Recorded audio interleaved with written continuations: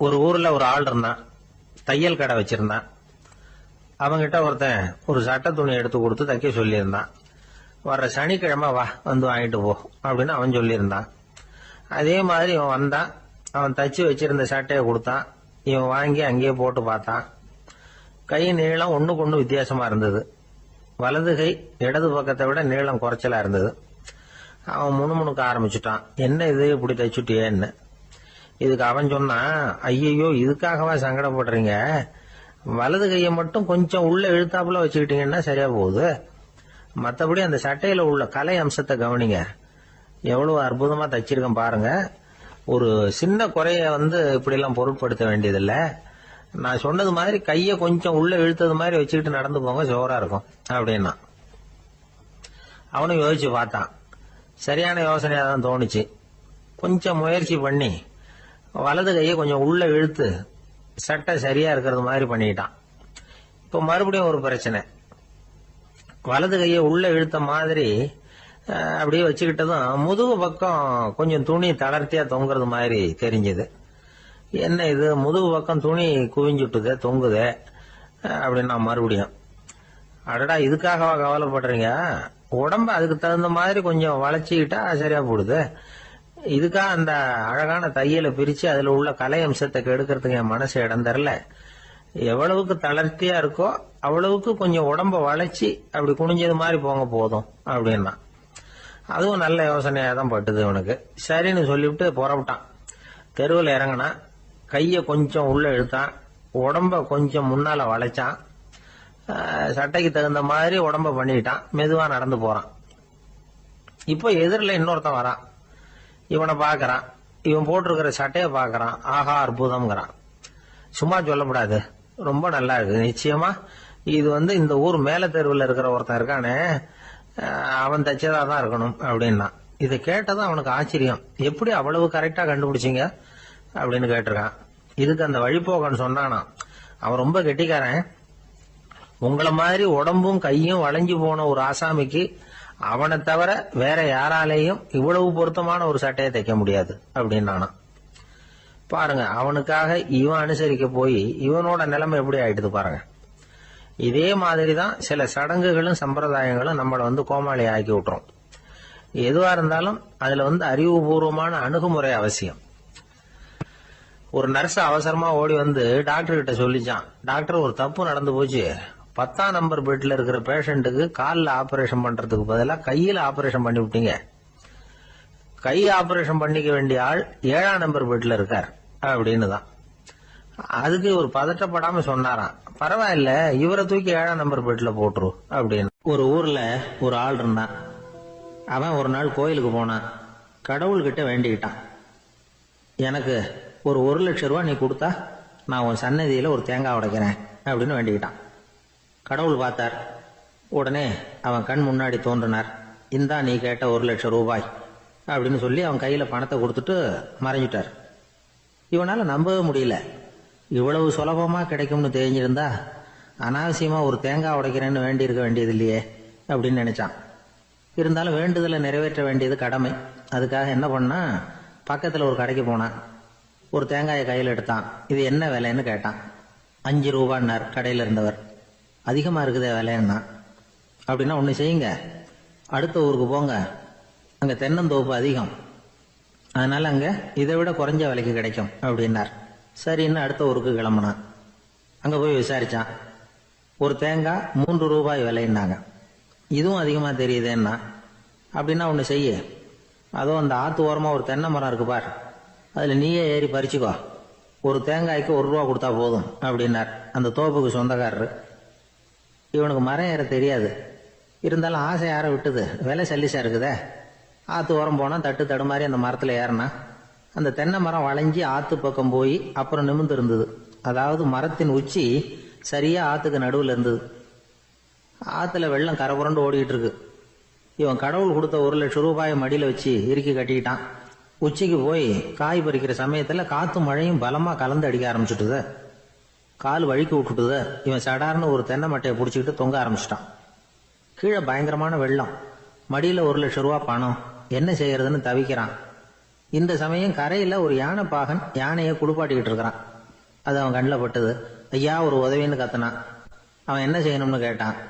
உன் யானையை மெதுவா இங்கே அழைச்சிட்டு வா, எனக்கு நேராக கீழே நிறுத்து, என் காலை பிடிச்சி மெதுவா கீழே இறக்கி விட்டுரு, என் மடியில் இருக்கிற பணத்தில் உனக்கு 10,000 ரூபா தரேன் அப்படின்னா.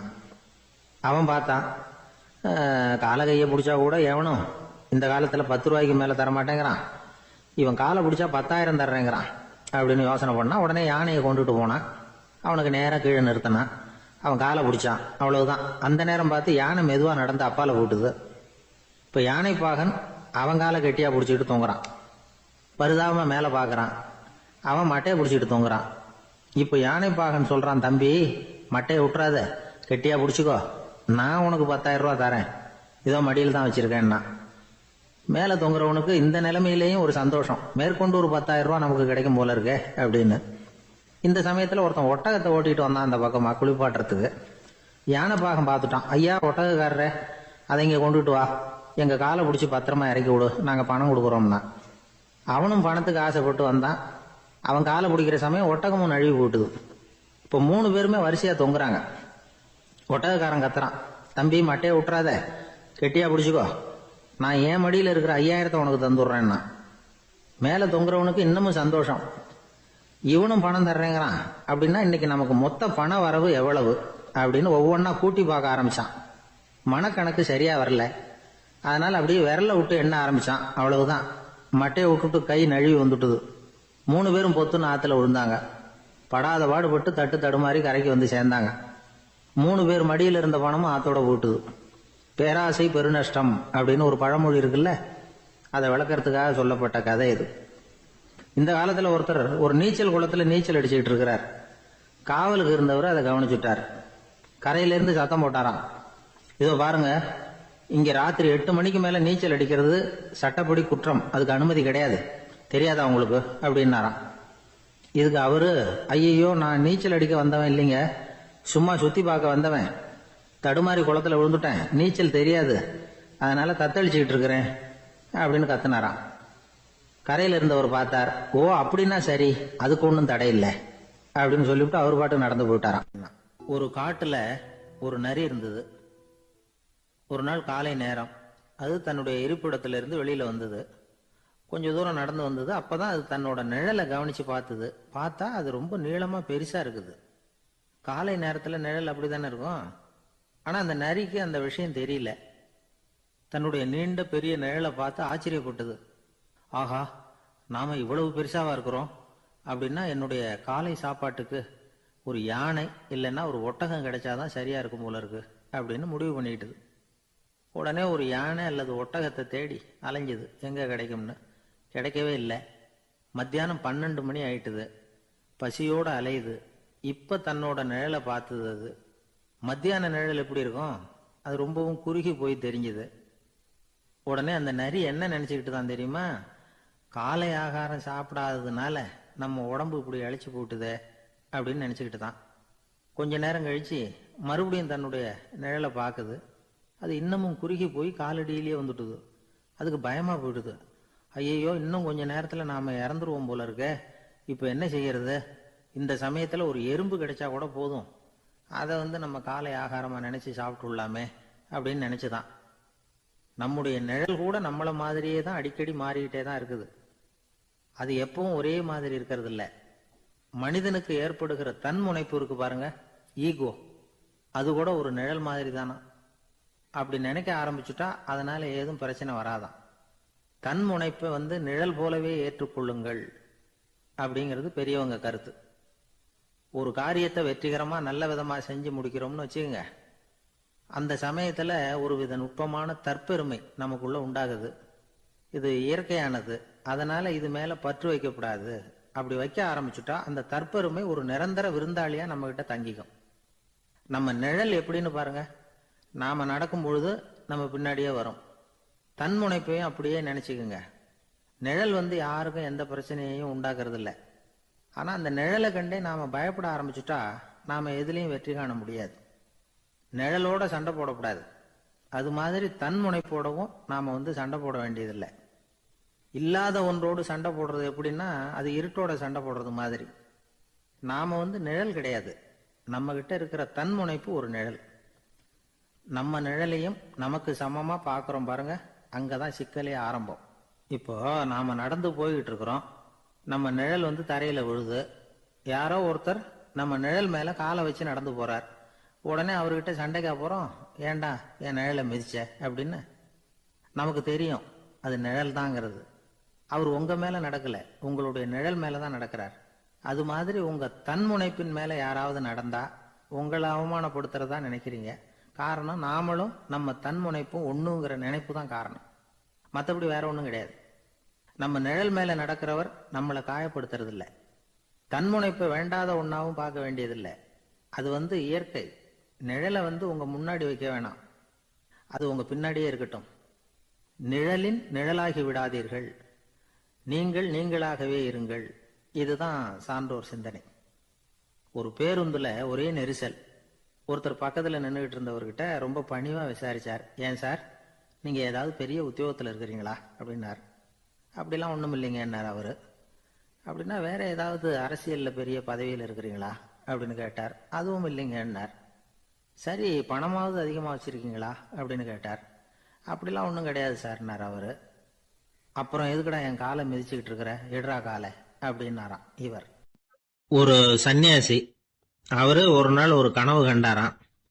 அந்த கனவுல அவர் சொர்க்கத்துக்கு போறார். அங்க ஒரு பெரிய திருவிழா நடந்துகிட்டு இருக்குது. எங்க பார்த்தாலும் அலங்கார வளைவுகள், வண்ணமயமான விளக்குகள், பாதைகள் பூரா மலர்கள், எல்லா கட்டடங்களும் ஒளிமயம். அவ்வளவு கோலாகலமா பிரம்மாண்டமா அந்த திருவிழா நடந்துகிட்டு இருக்குது. அது என்ன திருவிழாங்கிறது இந்த சன்னியாசிக்கு புரியல.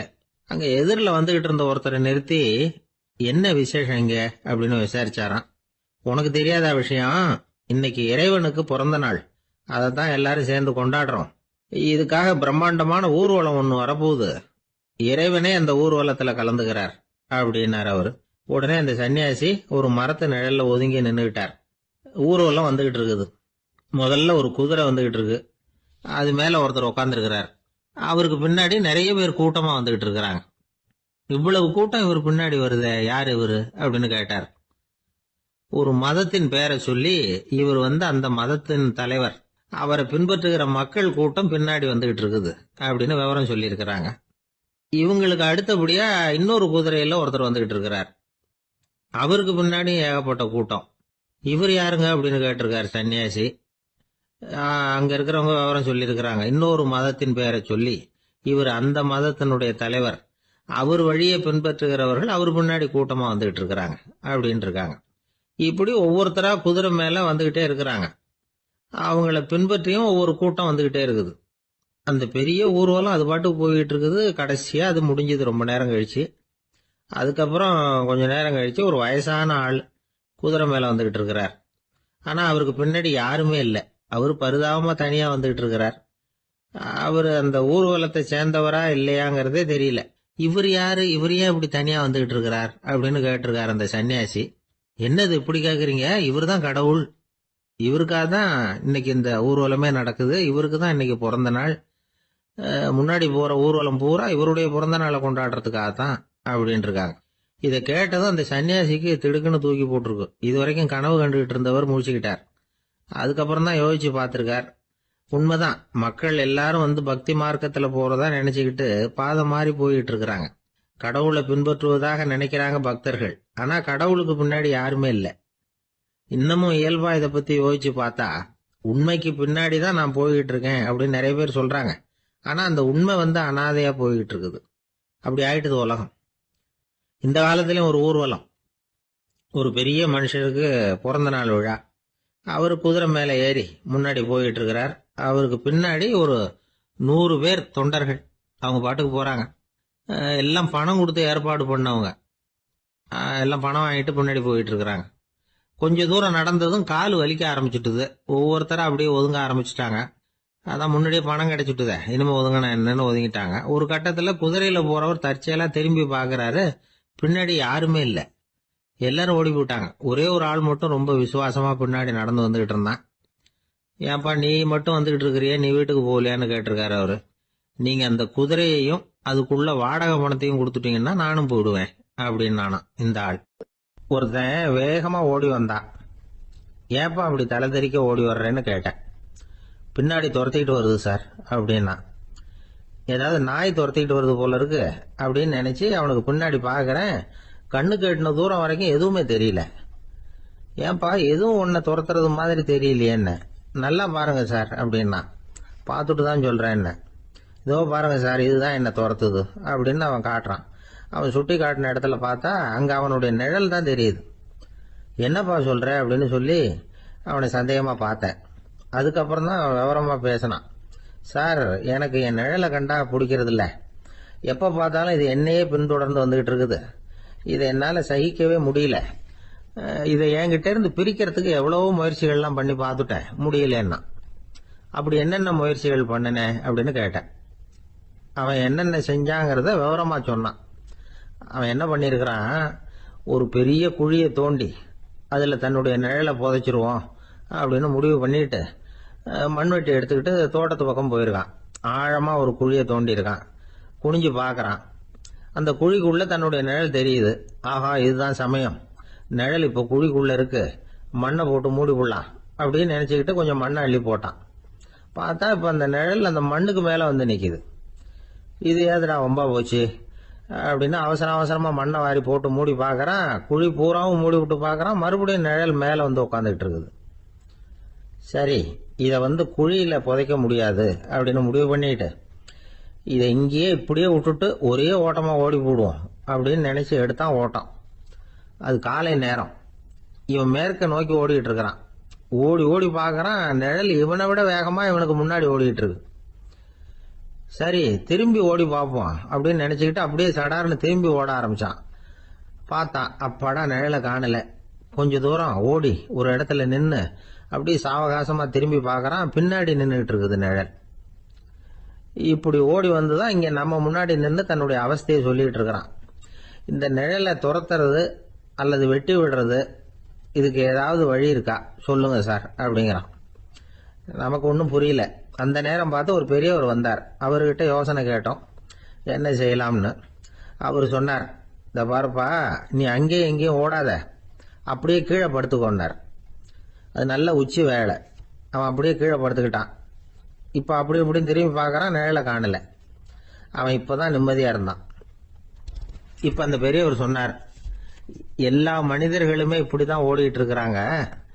நான் எனது அப்படிங்கிற ஆணவம் தான் அவங்கள துரத்திக்கிட்டு இருக்கு. அதை விட்டுட்டு ஓடணும்னு நினைச்சாலும் அது முன்னாடி வந்து நிக்குது. பரம்பொருளை நோக்கி ஓடுறப்போ இந்த ஆணவம் பின்னாடி வந்துடுது. பரிபூர்ண சரணாகதிங்கிற நிலையில அது முழுசுமா மறைஞ்சு விடுது. தன்னை உணர்கிற வேலை அது. அந்த நேரம் மனிதனுக்கு விடுதலை உணர்வு ஏற்படுகிற நேரம் அது. அப்படிப்பட்ட சுதந்திர மனிதர்களாக எல்லாரும் மாறி போயிட்டாங்கன்னா இந்த உலகமே இன்பமயம் அப்படின்னு ஒரு விளக்கம் கொடுத்தார் பெரியவர். நம்மால் ஒருத்தர் வேகமா ஓடி வந்துகிட்டு இருந்தான். ஏன்டா அப்படி ஓடி வர்ற அப்படின்னு கேட்டார் எதிரில் வந்தவர். ஆசை துரத்துது, அதுதான் ஓடி வர்றேன்னா. உனக்கு என்ன ஆசைன்னு கேட்டார். எனக்கு ஒன்றும் ஆசை இல்லைங்க, என்னை எப்படியாவது பிடிச்சுடணும்னு போலீஸ்காரங்களுக்கு ஆசை. அந்த ஆசை இப்ப என்ன துரத்தி பின்னாடி வந்துகிட்டு இருக்குது. அதுதான் தப்பிச்சு வந்துகிட்டு இருக்கிறேன். குறுக்க நிக்காதீங்க சார், வழியை விடுங்க அப்படின்னு சொல்லிவிட்டு வேகமா ஓடி மறைஞ்சான். அசோக மன்னர் வந்துகிட்டு இருக்கார். அவருடைய ஆலோசகர்கள் எல்லாம் பக்கத்துல வந்துகிட்டு இருக்கிறாங்க. அந்த சமயத்துல எதிரில் ஒரு புத்த பிக்ஷு வர்றார். அசோகர் பாக்குறார். ஓடி போய் அவர் காலில் விழுந்து வணங்குறார். அசோக மன்னரின் தலை அந்த புத்த துறவியின் பாதத்துல பட்டுக்கிட்டு இருக்கு. பக்கத்துல நின்றுகிட்டு இருந்த அமைச்சருக்கு இது ரொம்ப சங்கடமா போச்சு. ரொம்ப வருத்தப்பட்டார். நம்ம அசோக சக்கரவர்த்தி எப்பேற்பட்டவர், அவரோட தலை ஒரு சன்னியாசியின் பாதத்துல படுறதா அப்படின்னு நினைச்சு ரொம்ப கவலைப்பட்டார். அரண்மனைக்கு திரும்பினதும் அமைச்சர் மெதுவா ஆரம்பிச்சார். அரசே, எனக்கு ரொம்ப வருத்தமா இருக்குது அப்படின்னார். எதுக்குன்னார் மன்னர். அசோக சக்கரவர்த்தியின் தலை, அதாவது அந்த சிரம், ரொம்ப மதிப்புமிக்க ஒன்று. அது ஒரு சன்னியாசியின் காலில் படலாமா அப்படின்னார். அசோகர் பதில் சொல்லல, சிரிச்சார், போயிட்டார். அதுக்கப்புறம் ஒரு சரியான சந்தர்ப்பத்துக்காக காத்துக்கிட்டு இருந்தார். ஒரு நாள் அமைச்சரை கூப்பிட்டார். எனக்கு 3 தலைகள் வேணும் அப்படின்னார். சொல்லுங்க, கொண்டுகிட்டு வரேன் அப்படின்னார் அமைச்சர். அசோகர் சொன்னார், முதல்ல எனக்கு தேவையானது ஒரு ஆட்டின் தலை, 2வது ஒரு புலியின் தலை, 3வது ஒரு மனிதனின் தலை. இதுதான் அசோகர் கேட்டது. எங்க இருந்தாலும் கொண்டு வாங்கன்னார். அமைச்சர் புறப்பட்டார். ஆட்டுத்தலை புலித்தலை கிடைச்சிட்டுது. அப்புறமா ஒரு சுடுகாட்டுக்கு போய் ஒரு மனித தலையும் சேகரம் பண்ணிட்டு ராஜா கிட்ட வந்துட்டார். அரசே, உங்கள் ஆணைப்படி 3 தலைகளையும் கொண்டு வந்திருக்கிறேன்னார். அசோகர் பார்த்தார். ரொம்ப நல்லது, இப்ப இது 3ஐயும் எடுத்துக்கிட்டு போய் சந்தையில வித்துட்டு வாங்க அப்படின்னார். அமைச்சர் அதுகளை எடுத்துக்கிட்டு சந்தைக்கு போனார். முதல்ல ஆட்டுத்தலை நல்ல விலைக்கு வித்து போச்சு. நல்ல விலை கொடுத்து வாங்கிட்டு போட்டாங்க. அடுத்தபடியா புலி தலைய ஒருத்தர் வாங்கிட்டார். அதை பாடம் பண்ணி வீட்டுல மாட்டி வைக்கலாமே அப்படின்னு நினைச்சு அதையும் வாங்கிட்டு போட்டார். மனித தலையை மட்டும் வாங்கறதுக்கு யாரும் முன் வரல. எல்லாரும் அதை பார்த்துட்டு விலைக்கு போக ஆரம்பிச்சாங்க. அமைச்சர் திரும்பி வந்தார். அரசே, இந்த தலையை மட்டும் யாரும் வாங்க மாட்டேங்கிறாங்க அப்படின்னார்.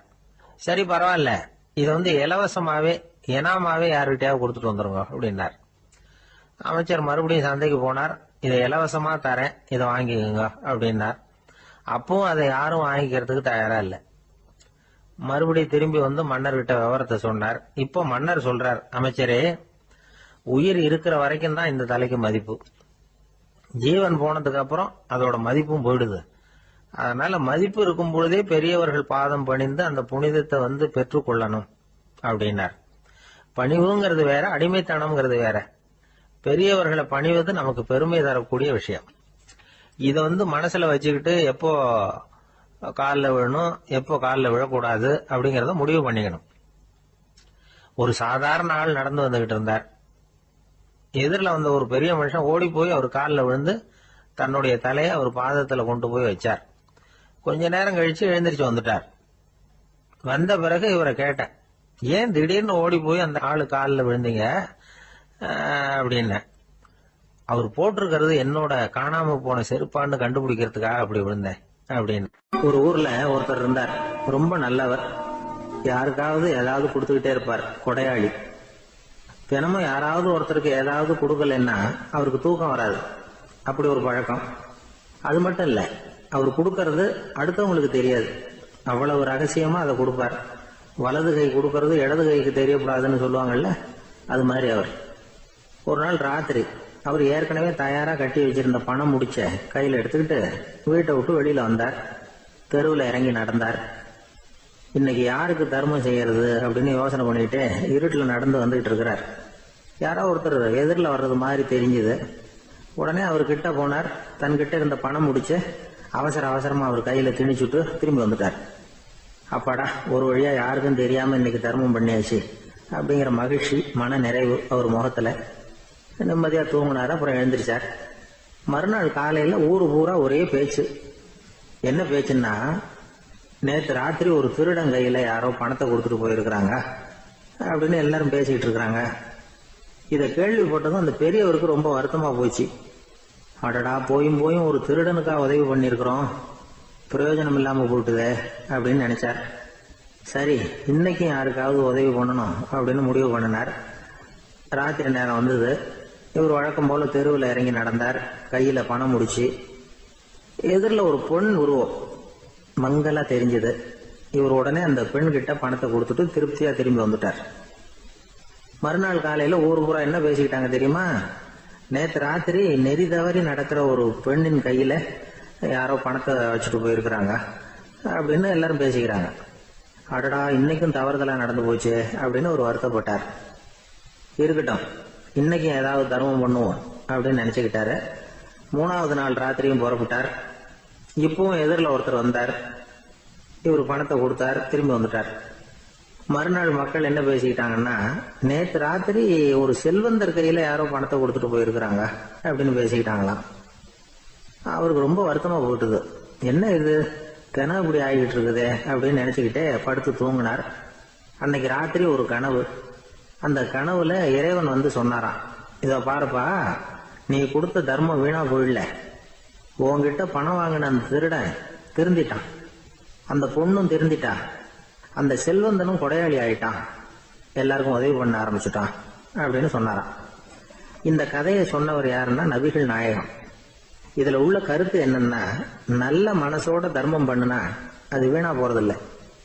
இன்னொரு கருத்து, தர்மம் தன்னை மட்டுமல்ல அடுத்தவங்களையும் தீமையிலிருந்து காப்பாற்றும். இதுதான் நாம புரிஞ்சுக்க வேண்டியது. இந்த காலத்திலயும் இது மாதிரி சில சம்பவங்கள் நடக்கிறது உண்டு. ஒரு பெரியவர் இருட்டுல நடந்து வந்துகிட்டு இருந்தாரு. எதிரில் வந்த ஒருத்தன் வலுக்கட்டாயமா ஒரு கையை பிடிச்சி ஒரு பண முடிப்பை கொடுத்து வச்சுக்க சொல்லிவிட்டு விலைக்கு போயிட்டான்.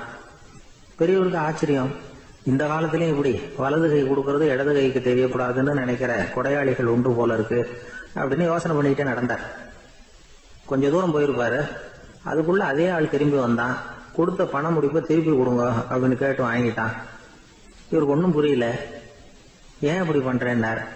அது ஒண்ணும் இல்லைங்க, கொஞ்ச நேரம் இதை உங்ககிட்ட கொடுத்து வச்சிருந்தேன் அவ்வளவுதான் அப்படின்னா. ஏன்னு கேட்டார்.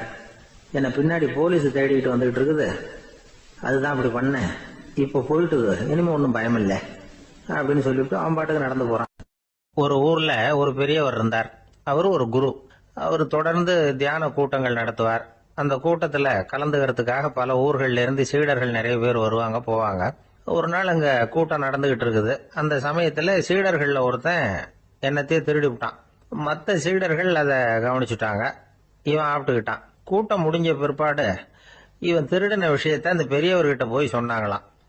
அவர் கவனத்துக்கு கொண்டுகிட்டு போனாங்க. ஆனா அவர் இத காதலியே போட்டுக்கல, கண்டுக்கவே இல்லை. போய் சொன்ன சீடர்களுக்கெல்லாம் ஏமாத்தமா போயிட்டுது. என்ன இது, இவ்வளவு தூரம் நாம கண்டுபிடிச்சு போய் சொல்றோம், அவரு கண்டுக்கவே மாட்டேங்கிறாரே அப்படின்னு ஒரு மாதிரி ஆயிட்டாங்க. இருந்தாலும் அதை பத்தி ஒண்ணுமே சொல்லிக்கல, பேசாம இருந்துட்டாங்க. கொஞ்ச நாள் ஆச்சு. அதே ஆளு மறுபடியும் ஒரு திருட்டுல மாட்டிக்கிட்டான். சீடர்கள் மறுபடியும் அந்த குரு கிட்ட விஷயத்த சொன்னாங்க. அவர் அப்பவும் வழக்கம் போல சும்மாவே இருந்துட்டார். இவர் இப்படி இருக்கிறத பார்த்ததும் அந்த சீடர்களுக்கு கோபம் வந்துட்டுது. உடனே அந்த சீடர்கள்லாம் ஒண்ணு கூடி பேசினாங்களாம். எல்லாருமா சேர்ந்து ஒரு விண்ணப்பம் தயார் பண்ணாங்க. அதை குருநாதர்கிட்ட கொண்டுட்டு போய் கொடுத்தாங்க. அந்த விண்ணப்பத்துல இவங்க என்ன எழுதியிருக்கிறாங்க தெரியுமா? குருநாதர் அவர்களே, உடனே திருடனவன் மீது சட்ட நடவடிக்கை எடுக்கணும். நீங்க அப்படி அவனை இங்க சேர்க்கப்படாது. நீங்க சேர்த்தீங்கன்னா நாங்க இங்க இருக்கிறத பத்தி யோசிக்க ஆரம்பிச்சிருவோம். அவனை இந்த மடத்தை விட்டே துரத்தி பண்ணணும். நீங்க அவனை வெளியில அனுப்புங்க, இல்லைன்னா நாங்க அத்தனை பேரும் வெளியில போயிடுறோம். இப்படிதான் அந்த விண்ணப்பத்துல எழுதியிருக்கிறாங்க. குரு அந்த விண்ணப்பத்தை வாங்கி படிச்சு பார்த்தார். அதுக்கப்புறம் அதை எழுதின அத்தனை பேரையும் கூப்பிட்டாரு. எல்லாரும் இப்படி வாங்கன்னாரு. வந்தாங்க. இப்படி என் எதிரில் உட்காருங்கன்னார். உட்கார்ந்தாங்க. அப்புறம் சொன்னார், இதை பாருப்பா, நீங்க எல்லாரும் புத்திசாலிகள். உங்களுக்கு எது நல்லது எது கெட்டதுங்கிறது நல்லா தெரியும். நீங்க மேற்கொண்டு ஏதாவது படிக்கணும்னு நினைச்சா வேற எங்க வேணும்னாலும் போகலாம். அதுக்கு நான் தடை சொல்ல மாட்டேன். ஆனா உங்களால குற்றம் சாட்டப்பட்ட அவன் இருக்கானே, அவன் எப்படின்னா அவனுக்கு எது நல்லது எது கெட்டதுங்கிறதெல்லாம் தெரியாது. அதனாலதான் திருடுறான். நீங்க சொல்றது மாதிரி அவனை அடிச்சு துரத்தி விடுறோம்னு வச்சுங்க, அவனுக்கு எப்படி நல்லது கெட்டது தெரியும்? அவனுக்கு அதை யாரு சொல்லி கொடுக்கறது? அதனால இங்கேயே இருக்கட்டும், அதுதான் சரி. இதுக்காக நீங்க எல்லாரும் என்னை விட்டுட்டு போனாலும் சரி, அவனை நான் விரட்ட மாட்டேன் அப்படின்னு விட்டாரான். இவ்வளவையும் திருடனை அந்த சீடன் கேட்டுக்கிட்டே இருந்திருக்கான். அவன் கண்கள்ல கண்ணீர். அப்படியே எழுந்திரிச்சு வந்தான். குரு காலில் விழுந்தான். அவன் கண்ணீர்ல அவனது தீமை கழுவப்பட்டது அப்படிம்பாங்க. அதாவது சீடர்களுக்கு அந்த குருவோட பெருமை அப்பதான் புரிஞ்சுதான். ஒரு நல்ல ஆசிரியர் இருக்காருன்னு வச்சுங்க, நல்லா படிக்கிற பையனுக்கு தான் பாடம் சொல்லி கொடுப்பேன்னா அது என்ன பெரிய விஷயமா? மோசமா படிக்கிறவனையும் மாத்தி காட்டுறேங்கிறது தான் பெருமை. இந்த காலத்து குரு ஒருத்தர் ஒரு ஆசிரமம் வச்சு நடத்திட்டு வந்தார். நிறைய பேர் தினம் வருவாங்க போவாங்க. ஒரு நாள் ஒருத்தன் வந்தான். அந்த குரு முன்னாடி போய் நின்னான். ஐயா, என்ன உங்க சீடனா ஏத்துக்கணும்னா. அந்த குரு நிமிர்ந்து பார்த்தார். உன்னுடைய நோக்கம் என்னன்னு கேட்டார். ஐயா, உங்ககிட்ட கொஞ்ச நாள் இருந்தேன்னா நல்ல பழக்க வழக்கங்களை கத்துக்கலாம். அதுக்கப்புறம் வெளியில போய் ஒரு நல்ல தொழில் தொடங்கி வாழ்க்கையில முன்னுக்கு வரணுங்கிறது தான் என்னோட நோக்கம் அப்படின்னா. நீ சொல்றது சரி, ஆனா உன்னால இங்க நல்ல பழக்க வழக்கங்களை கத்துக்க முடியலன்னு வச்சுக்கோ, அப்ப என்ன பண்ணுவே அப்படின்னு கேட்டார் அவர். அப்படி ஆச்சுன்னா என்ன, உங்களை மாதிரியே ஒரு ஆசிரமம் ஆரம்பிச்சு அதுக்கு குருவா இருந்துட்டு போறேன் அப்படின்னா. ஒரு பெரிய அரசன் இந்த உலகம் பூராவையும் ஆண்டுகிட்டு இருந்தான். ரொம்ப காலம் அப்படி அரசாட்சி பண்ணிக்கிட்டு இருந்தான். திடீர்னு அவனுக்கும் சில எதிரிகள் முளைச்சாங்க. அவங்க எல்லாம் ஒண்ணு சேர்ந்து இவனை தோற்கடிச்சுட்டாங்க. தோத்து போனது இவனுக்கு பயம் வந்துட்டுது, எங்க எதிரிகள் நம்ம கொன்னுடுவாங்களோ அப்படின்னு.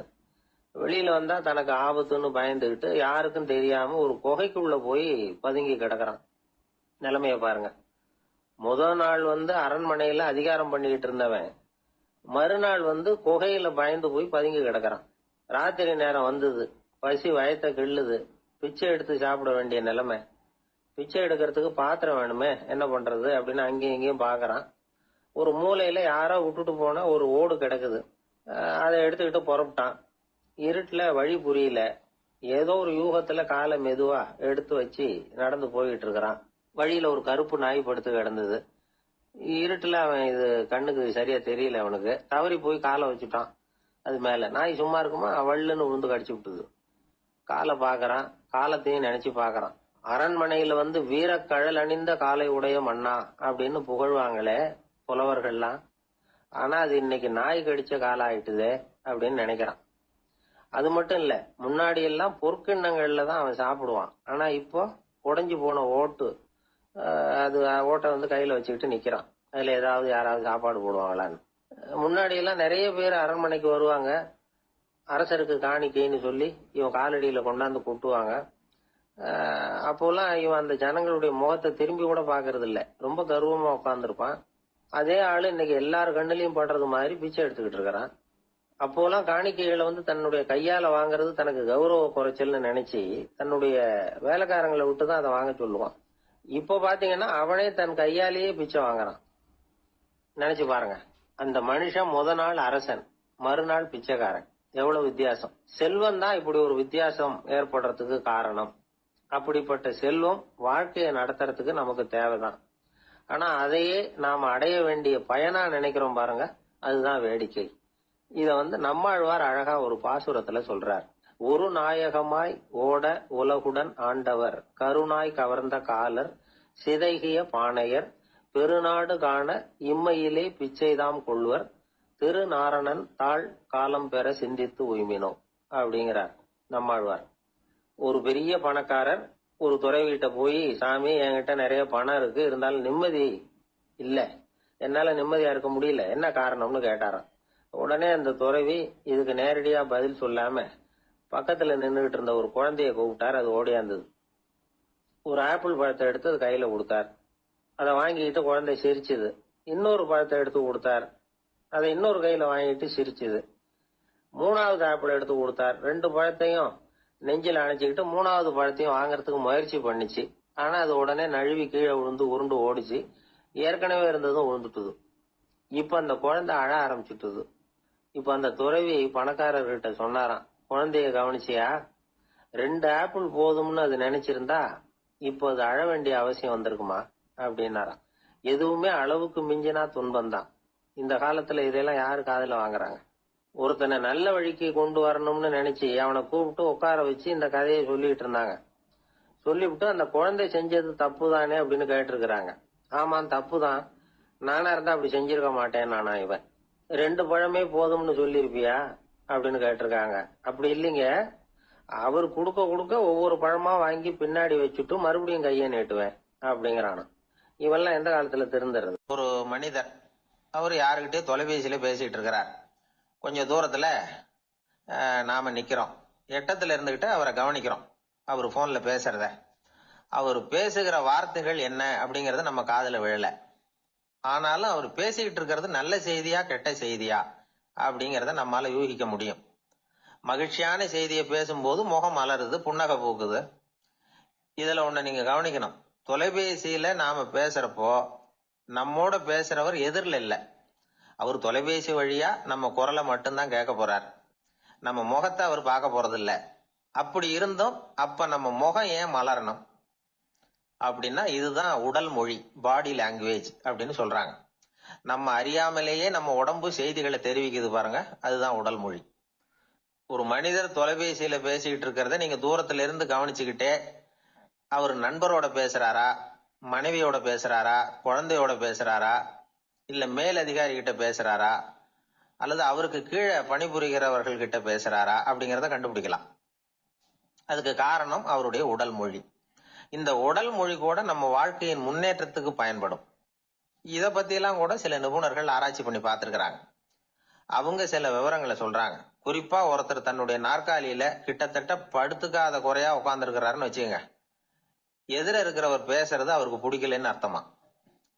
தலையை சொரிஞ்சுக்கிறது, வேற வேற திசைகள்ல பாக்குறது, கொட்டாவி விடுறது, கால்களை மாத்தி போட்டு உட்கார்றது, களைப்பா கை விரல்களை அப்படியே பின்னிக்கிறது, அடிக்கடி கடிகாரத்தை பாக்குறது, இப்படிலாம் ஒருத்தர் பண்ணிட்டு இருக்கிறாருன்னா நாம கூடிய சீக்கிரம் அந்த இடத்த விட்டு எழுந்திரிச்சு வந்துடுறது நல்லது. ஏன்னா இதெல்லாம் அவருடைய சலிப்பு, சோர்வு, ஆர்வமின்மை இதுக்கு அடையாளங்கள். நம்முடைய பேச்சு அவரை சலிப்படைய வச்சுட்டதுன்னு அர்த்தம்.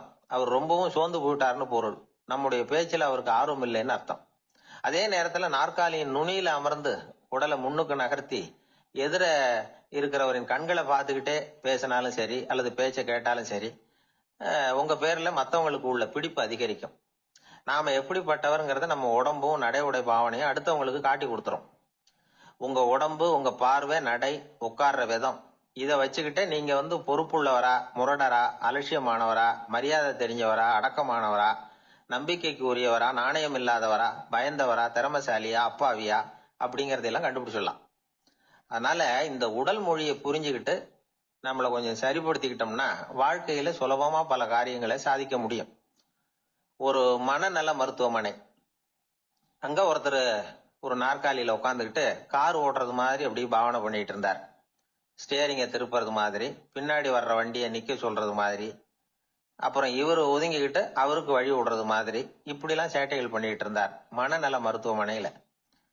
இத பார்த்துக்கிட்டு இருந்த ஒருத்தர் பக்கத்துல இருந்த இன்னொருத்தர்கிட்ட கேட்டார், இவர் ஏன் இப்படி பண்றாரு, இவருக்கு ஏன் அப்படி வந்தது நிலைமை அப்படின்னு சொல்லி அவர் விசாரிச்சார். அப்ப அவர் விவரம் சொன்னார். வேற ஒண்ணும் இல்லைங்க, இவருக்கு கார் ஓட்டணும்னு ஆசை ரொம்ப காலமா, அது நிறைவேறாம போயிட்டுது. அதுக்கப்புறம் அவரு மனநோயாளியா மாறிட்டார். இங்க அழைச்சிட்டு வந்தாங்க. இங்க அழைச்சிட்டு வந்ததுல இருந்து அப்படிதான் பண்ணிட்டு இருக்கிறார். அப்ப கார் ஓட்டுறது மாதிரிலாம் பாவனை பண்ணிட்டு இருப்பார், திருப்புறது மாதிரி பண்ணுவார், பின்னாடி வர்றவங்களுக்கு இடம் விடுவார், இப்படிலாம் செய்யறார் அப்படின்னு விவரம் சொன்னாங்க. நீங்க சொல்லப்படாதா, இப்ப நீங்க கார் ஓட்டல, வெறும் நாற்காலியில தான் உட்கார்ந்து இருக்கிறீங்க அப்படின்னு நீங்க சொல்லப்படாதா அவருக்கு அப்படின்னு கேட்டாங்க. அது முடியாதுங்க, ஏன்னா அந்த காரை கழுவுறதுக்காக அவர் தினமும் எனக்கு 10 ரூபா கொடுத்துக்கிட்டு இருக்கிறார் அப்படின்னாராம் அங்க வேலை செஞ்சுக்கிட்டு இருந்த ஒருத்தர். அதனால வாழ்க்கையில நாம இந்த உடல் மொழியை புரிஞ்சுக்கணும். உடல் மொழிங்கிறது இப்ப ஆரம்பத்துல சொன்னது மாதிரி அந்த தொலைபேசியில பேசுறவங்களை தூரத்துல இருந்து பார்த்தாவே அவர் யாருகிட்ட பேசுறாரு, என்ன பேசுறாருன்னு தெரியும். நம்ம முகத்தை நல்லா வச்சுக்கணும். உடல் மொழிய நம்ம புரிஞ்சுக்கிட்டு பயன்படுத்த ஆரம்பிச்சோம்னா எந்த முயற்சி பண்ணினாலும் அதுல வெற்றி நிச்சயம். ஒரு ஆள் இருந்தார், அவரு தன்னை ஒரு குருன்னு சொல்லிக்கிட்டார். மௌன குரு, வாயே திறக்கிறது இல்ல. அவருக்கு 2 சீடர்கள் உண்டு. இவங்க தான் வர்றவங்க கிட்ட பேசுவாங்க, விளக்கம் கொடுப்பாங்க. ஒரு நாள் இந்த சீடர்கள் 2 பேரும் எங்கேயோ வெளியில போயிட்டாங்க. அந்த நேரம் பார்த்து ஒருத்தர் அங்க வந்தார், குரு கிட்ட போனார். குருவே, புத்தர்னா என்னன்னு கேட்டார். குருவுக்கு ஒன்னும் புரியல. அவர் உண்மையான குருவா இருந்தாவில புரியும். அவர் திருன்னு முழிக்க ஆரம்பிச்சுட்டார். இந்த நேரம் பார்த்து இந்த சீடர்கள் எங்கேயோ போயிட்டாங்களே, என்ன பண்றது, உதவிக்கு யாராவது கிடைக்க மாட்டாங்களா அப்படின்னு அப்படியே சுத்தி பாக்குறார். அங்க பாக்குறார். வந்தவர் இதை கவனிச்சார். ஏதோ புரிஞ்சுக்கிட்டவர் மாதிரி அடுத்த கேள்வி கேட்டார். தர்மம்னா என்ன சுவாமின்னார். குருவுக்கு ரொம்ப சங்கடமா போச்சு. நம்ம நிலைமை இப்படி ஆயிட்டுதே, இக்கட்ல மாட்டிக்கிட்டோமே அப்படின்னு நினைச்சபடியே விட்டத்தை பார்த்தார். அப்புறம் குனிஞ்சு தரைய பார்த்தார். அப்படியே உட்காந்துக்கிட்டார். வந்தவர் உடனே அடுத்த கேள்விக்கு போயிட்டார். தியானம்னா என்ன சுவாமின்னார். பாவம் என்ன பண்ணுவார் அந்த குரு, பேசாம கண்ணை கெட்டியா மூடிக்கிட்டார். இது ஏதடா வம்பா போச்சுன்னு. இவர் இப்படி பண்ணா கூட வந்தவர் சளைக்கல. இன்னொரு கேள்வியும் கேட்டார். ஆசீர்வாதம்னா என்ன அப்படின்னார். இவர் பார்த்தார், இப்படியே போனா இவர் கேள்வி கேட்கறத நிறுத்த மாட்டார் அப்படின்னு நினைச்சுக்கிட்டு எனக்கு ஒண்ணுமே தெரியாதுங்கிற பாவனையில 2 கையையும் விரிச்சு காட்டினார். வந்தவர் முகத்துல மகிழ்ச்சி, மன நிறைவு, ஏதோ எல்லாம் புரிஞ்சுக்கிட்ட ஒரு மாதிரி அங்கிருந்து புறப்பட்டு போனார். வழியில அந்த குருவோட சீடர்கள் 2 பேரையும் சந்திச்சார். உங்க குருவை தான் பார்த்துட்டு வரேன்னாரு. இவரு என்ன நடந்ததுன்னு கேட்டாங்க. இவர் விவரமா சொல்றார். உங்க குரு எவ்வளவு பெரிய ஞானி தெரியுமா, புத்தர்னா என்னன்னு கேட்டேன், அதுக்கு அவர் அப்படியும் இப்படியும் பார்த்தார். அதுக்கு என்ன அர்த்தம் தெரியுமா, மக்கள் புத்தரை அங்கேயும் இங்கேயும் தேடுறாங்க, உண்மையில அவர் அங்கேயும் இங்கேயும் தேடி கண்டுபிடிக்க முடியாது அப்படிங்கறத அவர் செய்கை மூலம் உணர்த்தினார். அதுக்கப்புறம் தர்மம்னா என்னன்னு கேட்டேன். அவர் மேலையும் கீழையும் பார்த்து தர்மம் சமமானது, அதுல உயர்வு தாழ்வு இல்லைங்கிறத உணர்த்தினார். அதுக்கப்புறம் தியானம்னா என்னன்னு கேட்டேன். கண்ணை மூடிக்கிட்டார். கண்ணை மூடி காணுகிற அற்புதம் அது அப்படிங்கறத புரிஞ்சுக்கிட்டேன். கடைசியா ஆசீர்வதிக்கப்படுறது பத்தி கேட்டேன். கைகளை நீட்டி உதவுறது தான் அது அப்படிங்கறத தன்னுடைய இருகை விரிச்சு உணர்த்தினார். எவ்வளவு பெரிய மகான் அவரு அப்படின்னு சொல்லிவிட்டு அவர் பாட்டு போயிட்டார். சீடர்கள் அதுக்கப்புறம் மெதுவா குரு கிட்ட வந்து சேர்ந்தாங்க. அவங்கள பார்த்ததும் குருவுக்கு கோபம் வந்துட்டுது. அடே பாவிகளா, எங்கடா போய் தொலைஞ்சிங்க, நான் ஒரு ஆளுகிட்ட மாட்டிக்கிட்டு என்ன பாடுபட்டிருக்கேன் தெரியுமான்னார். இது மாதிரி தான் நாம சாதாரண மனிதர்களின் புற வேடங்களிலேயே மயங்கி போயிடுறோம். அவங்க பேச்சு, செய்கை, பார்வை இதுல எல்லாம் ஏதோ பெரிய தத்துவம் இருக்கிறதாக நினைச்சுக்கிறோம். உண்மையிலேயே அந்த தத்துவங்கள் யாருக்கு சொந்தம்? அவங்களுக்கு இல்ல, நமக்கு தான் சொந்தம். நாம தானே அதை கற்பிச்சுக்கிட்டோம். நம்மை நாம அடையாளம் கண்டுக்கிறது இல்ல, நாம யாருங்கிறது நமக்கு புரியறது இல்ல. அதுதான் இன்னைக்கு நடக்கிறது. அதனாலதான் அடுத்தவங்களை தேடி ஓடிக்கிட்டு இருக்கிறோம். சில வீடுகளில் கூட இது மாதிரி சைகைகள் உண்டு. சில குடும்ப தலைவர்கள் தினமும் காலையில கண்ணை கெட்டியா மூடிக்கிட்டு கை ரெண்டையும் சுத்தமா விரிச்சு வச்சுக்கிட்டே உட்காந்து தியானம் பண்றது வழக்கம். எதுக்காக அப்படி பண்றீங்கன்னு ஒருத்தரை பார்த்து கேட்டேன். இந்த மாசம் வாங்கின சம்பளம் பூரா தீர்ந்து போச்சு, இனிமே என் கையில சுத்தமா ஒண்ணும் இல்ல, புதுசா எதுவும் செலவு வச்சுடாதே அப்படிங்கறத அப்படி உள்ளங்கை ரெண்டையும் விரிச்சு காட்டி அவங்களுக்கு உணர்த்துறேன் அப்படின்னார். எனக்கு தெரிஞ்ச ஒருத்தர் இருக்கார். அவரு ஒரு பெரிய காவல்துறை அதிகாரி, ரொம்ப கண்டிப்பானவர். அவரை கண்டாவே எல்லாரும் பயப்படுவாங்க. அப்படிப்பட்டவர் வீட்டுக்கு போனா அப்படியே அடியோட மாறிடுவார். அங்க போய் பாத்தீங்கன்னா குழந்தைகளோட குழந்தையா அவர் விளையாடிட்டு இருப்பார். அலுவலக சமயத்துல பாத்தீங்கன்னா குதிரை முதுகுல அவர் உட்கார்ந்துருப்பார். வீட்டுல பாத்தீங்கன்னா அவர் முதுகுல குழந்தை உட்கார்ந்துருக்கும். அவரு குதிரை மாதிரி போயிட்டு இருப்பார். இது எப்படிங்க முடியுது உங்களால அப்படின்னு கேட்டாங்க. அது ஒண்ணுமில்ல, இங்க வீட்டுக்கு வந்த உடனே என்னோட மனசை தனியா எடுத்து வச்சிருவேன் அப்படின்னார். அது என்னங்க உங்க சட்ட பயிலியா இருக்குது மனசு, அது தனியா எடுத்து வைக்கிறதுக்கு அப்படின்னு கேட்டாங்க. அப்படி இல்லைங்க, இது ஒரு பயிற்சி, மனப்பயிற்சி, அவ்வளவுதான் அப்படின்னார். இப்படி சமயம் பார்த்து மனசை தனியா வச்சுவிட தெரிஞ்சவங்க வாழ்க்கையில எப்பவும் உற்சாகமா இருப்பாங்க அப்படிங்கிறது பெரியவங்க கருத்து. ஒரு டாக்டர் ஆஸ்பத்திரியில இருக்கிற வரைக்கும் டாக்டரா இருக்கலாம். அவர் மனைவிகிட்டையும் அவர் டாக்டரா இருக்க வேண்டிய அவசியம் இல்லை. ஒரு வக்கீல் கோர்ட்ல இருக்கிற வரைக்கும் வக்கீலா இருக்கலாம். வீட்டுக்கு வந்ததுக்கு அப்புறமும் வக்கீலா இருக்க வேண்டிய அவசியம் கிடையாது. வீட்டுல குழந்தைகள் கிட்ட விளையாடும் பொழுதும் அதுகள்கிட்ட ஃபீஸ் கேட்டுட்டு இருக்க கூடாது. நாம எப்படி இருக்கணும்னு பெரியவங்க சொல்றாங்கன்னா, மனசோட சேரக்கூடாதான். அப்படி சேராம வாழ்க்கையை கவனிக்கணுமா. மனசை அப்படியே தனியா எடுத்து பக்கத்துல வச்சுடணும். அப்படின்னா அதை அப்படியே தூக்கி எறிஞ்சுடு அப்படின்னு அர்த்தம் இல்லை. ஏன்னா மனசுங்கிறது நமக்கு உபயோகப்படக்கூடிய ஒண்ணுதான். எப்ப எப்போ அது தேவையோ அப்பப்போ எடுத்து உபயோகப்படுத்திக்கணும். தேவைப்படுறப்போ எடுத்து கண்ணாடியை மாட்டிக்கிறோம்ல, படிக்கும் பொழுது கண்ணாடி தேவைப்படுதோ எடுத்து மாட்டிக்கிறோம் இல்லையா, அது மாதிரி கணக்கு போடுறதுக்கு மனசு தேவை. கடைக்கு போய் ஒரு பொருள் வாங்குறோம், காசு கொடுக்குறோம், மீதி சில்லறை சரியா இருக்கா அப்படின்னு எண்ணி பார்த்து வாங்க வேண்டியிருக்கு. அந்த சமயத்துல மனசை எடுத்து தனியா வச்சுட்டேன் அப்படின்னு சொல்லிட்டு இருக்க கூடாது. பரீட்சைக்கு படிக்க வேண்டியிருக்குது, படிச்சதையெல்லாம் அப்படியே நினைவுல வச்சுக்க வேண்டியிருக்கு. அந்த சமயத்துல மனசை தூக்கி எறிஞ்சுட்டேன் சார் அப்படின்னு சொல்லிட்டு இருக்க கூடாது. அப்படி சொன்னா பரீட்சை நம்மளை தூக்கி எறிஞ்சிடும். அதனால தேவைப்படுறப்போ மனசை உபயோகப்படுத்தணும், தேவையில்லாதப்போ அது தனியா ஓய்வு எடுத்துக்க விட்டுடணும். இப்படி நாம பழக்கப்படுத்திக்கிட்டா வாழ்க்கைங்கிறது நமக்கு புதுசா தெரியுமா. மனசுக்கும் ஒரு சக்தி கிடைக்கும். எந்திரங்களுக்கு ஓய்வு கொடுக்குற மாதிரி மனசுக்கும் ஓய்வு கொடுக்கணும், இல்லைன்னா அது களைச்சு போயிடும். குழந்தைகள் மனசை சுமந்துகிட்டு இருக்கிறது இல்ல. இது முதியவர்கள் குழந்தைகள் கிட்டே இருந்து கத்துக்க வேண்டிய ஒரு பாடம். ஆனாலும் இந்த கால குழந்தைகள் கிட்ட ரொம்ப எச்சரிக்கையா இருக்க வேண்டியிருக்கு. ஒரு தாத்தாவும் பேரனும் விளையாடிக்கிட்டு இருக்கிறாங்க. தாத்தா எனக்கு சைக்கிள் ஓட்ட கத்து கொடு அப்படிங்கிறான் பேரன். சைக்கிள் உயரம் கூட இல்ல, அதுக்குள்ள சைக்கிள் ஓட்டணுமா அப்படின்னாரு தாத்தா. ஏன் தாத்தா, ரயில் ஓட்டுறாரு, அவர் என்ன ரயில் நீளமா இருக்கார் அப்படின்னு கேட்டானா அந்த பையன். அவருடைய சீடர்கள் கொஞ்சம் பேர் ஒரு பாதை வழியா நடந்து போயிட்டு இருக்கிறாங்க. வழியில ஒரு ஆறு, அதை கடக்க வேண்டியிருந்தது. ரொம்ப ஆழம் கிடையாது. அதனால எல்லாரும் இறங்கி நடக்க ஆரம்பிச்சாங்க. அப்போ அந்த குரு சொன்னாராம், ஞானம் பெற்றவன் ஆற்றை கடக்கும் போது அவனுடைய கால்கள் ஒருபோதும் நனையாது அப்படின்னாராம். இத கேட்டது சீடர்களுக்கு ஒன்றும் புரியல. அவங்க எல்லாரும் குழம்பி போயிட்டாங்க. ஞானம் பெற்றவர்கள் காலு தண்ணீர்ல நனையாதுன்னு சொல்றாரு நம்ம குரு, ஆனா இவரு கால் இப்ப தண்ணீர்ல நனையுதே அப்படின்னா இவருக்கு இன்னும் ஞானம் கிடைக்கலன்னு அர்த்தமா? இப்படி எல்லாம் யோசிக்க ஆரம்பிச்சுட்டாங்க. ஒரு சீடன் மெதுவா கேட்டுட்டான், சுவாமி, ஞானியின் பாதங்கள் ஒருபோதும் நனையாது அப்படின்னு சொல்றீங்க, ஆனா உங்களுடைய பாதங்கள் நனைஞ்சிருக்குதே அப்படின்னா. முட்டாளே, நனைஞ்சிருக்கிற பாதங்கள் என்னுடையது இல்லைன்னார் குரு. அவரு சொல்றது சரிதான், அதுல ஒன்னும் குழப்பம் இல்லை. அந்த தண்ணீர் அவரை தொட முடியாது. குரு என்ன சொல்றாரு தெரியுமா? எதுவும் என்ன தொட முடியாது, ஏன்னா நான் இல்லை அப்படிங்கிறாரு. நானே இல்லைங்கிறப்போ எதுவும் என்ன தொட முடியாது. இந்த கால் என்னுடையதுங்கிற நினைப்பு இருந்தா தானே தண்ணீர் அதை தொடர்றது எனக்கு தெரியும். நீங்க ஒரு குருவோட தொடர்பு கொள்ளுகிற போது ஒன்னு ஞாபகத்துல வச்சுக்கணும். அவர் யாராகவும் இல்லாத ஒருத்தர், அதாவது நோபடி. நீங்க தொடர்பு கொள்றது ஒரு ஸ்தூல பொருளோட அல்ல, ஒரு தோற்றத்தோட மட்டுமே. இதெல்லாம் பெரியவங்க பேசுற பேச்சு. அந்த அளவுக்கு நான்கிற உணர்வே இல்லாம இந்த உலகத்துல நம்மால வாழ முடியுமா? அது நடைமுறை சாத்தியமா? பற்றில்லாமல் வாழணும்னு பல பேர் அறிவுரை சொல்றாங்க.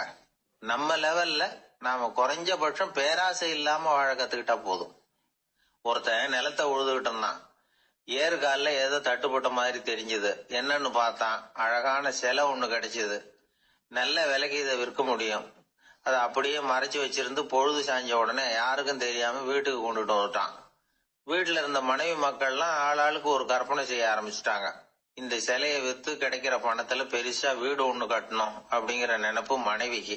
கழுத்து நிறைய நகை பண்ணி போட்டுக்கணுங்கிற கற்பனை மகளுக்கு. ஒரு நல்ல கார் வாங்கி அதுல உட்காந்து ஊர் சுத்தணுங்கிற ஆசை மகனுக்கு. இப்படி வீட்டுல இருந்த ஒவ்வொருத்தரும் ஒவ்வொரு விதமான கற்பனை சந்தோஷத்துல மிதந்துகிட்டு இருக்கிறாங்க. ஆனா அந்த புதையலை எடுத்துக்கிட்டு வந்தானே, அவன் மட்டும் ரொம்ப சோகமா ஒரு மூலையில உட்காந்துருக்கிறான். என்னாச்சு உங்களுக்கு, ஏன் இப்படி என்னத்தையோ பறி கொடுத்த மாதிரி உட்காந்துருக்குறீங்க அப்படின்னு கேட்டாங்க வீட்டுக்காரம்மா.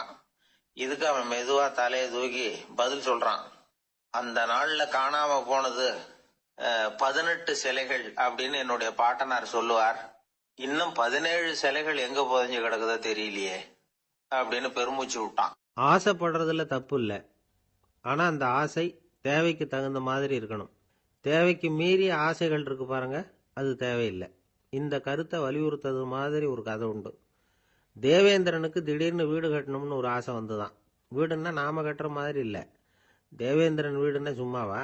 ஒரு பிரம்மாண்டமான அரண்மனை கட்டணும். அது மாதிரி இந்த 3 லோகத்திலையும் ஒரு அரண்மனை கிடையாது அப்படின்னு எல்லாரும் சொல்லணும். இது அவனோட ஆசை. உடனே தேவ தச்சரான விஸ்வகர்மாவை கூப்பிட்டான், உத்தரவு போட்டான். விஸ்வகர்மா தன்னுடைய உதவியாளர்களை எல்லாம் கூப்பிட்டு ஒன்னா சேர்த்துக்கிட்டார். படாத பாடுபட்டு ஒரு பெரிய அரண்மனையை கட்டி முடிச்சார். கட்டி முடிக்க 1000 வருஷம் ஆச்சு. தேவேந்திரன் பார்க்கறான். அவனுக்கு திருப்தி ஏற்படலை.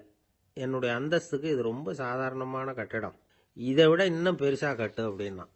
தேவ தச்சர் திணறி போயிட்டார். அவரால் அதுக்கு மேல எதுவும் செய்ய முடியல. என்ன பண்றதுன்னு யோசனை பண்ணார்.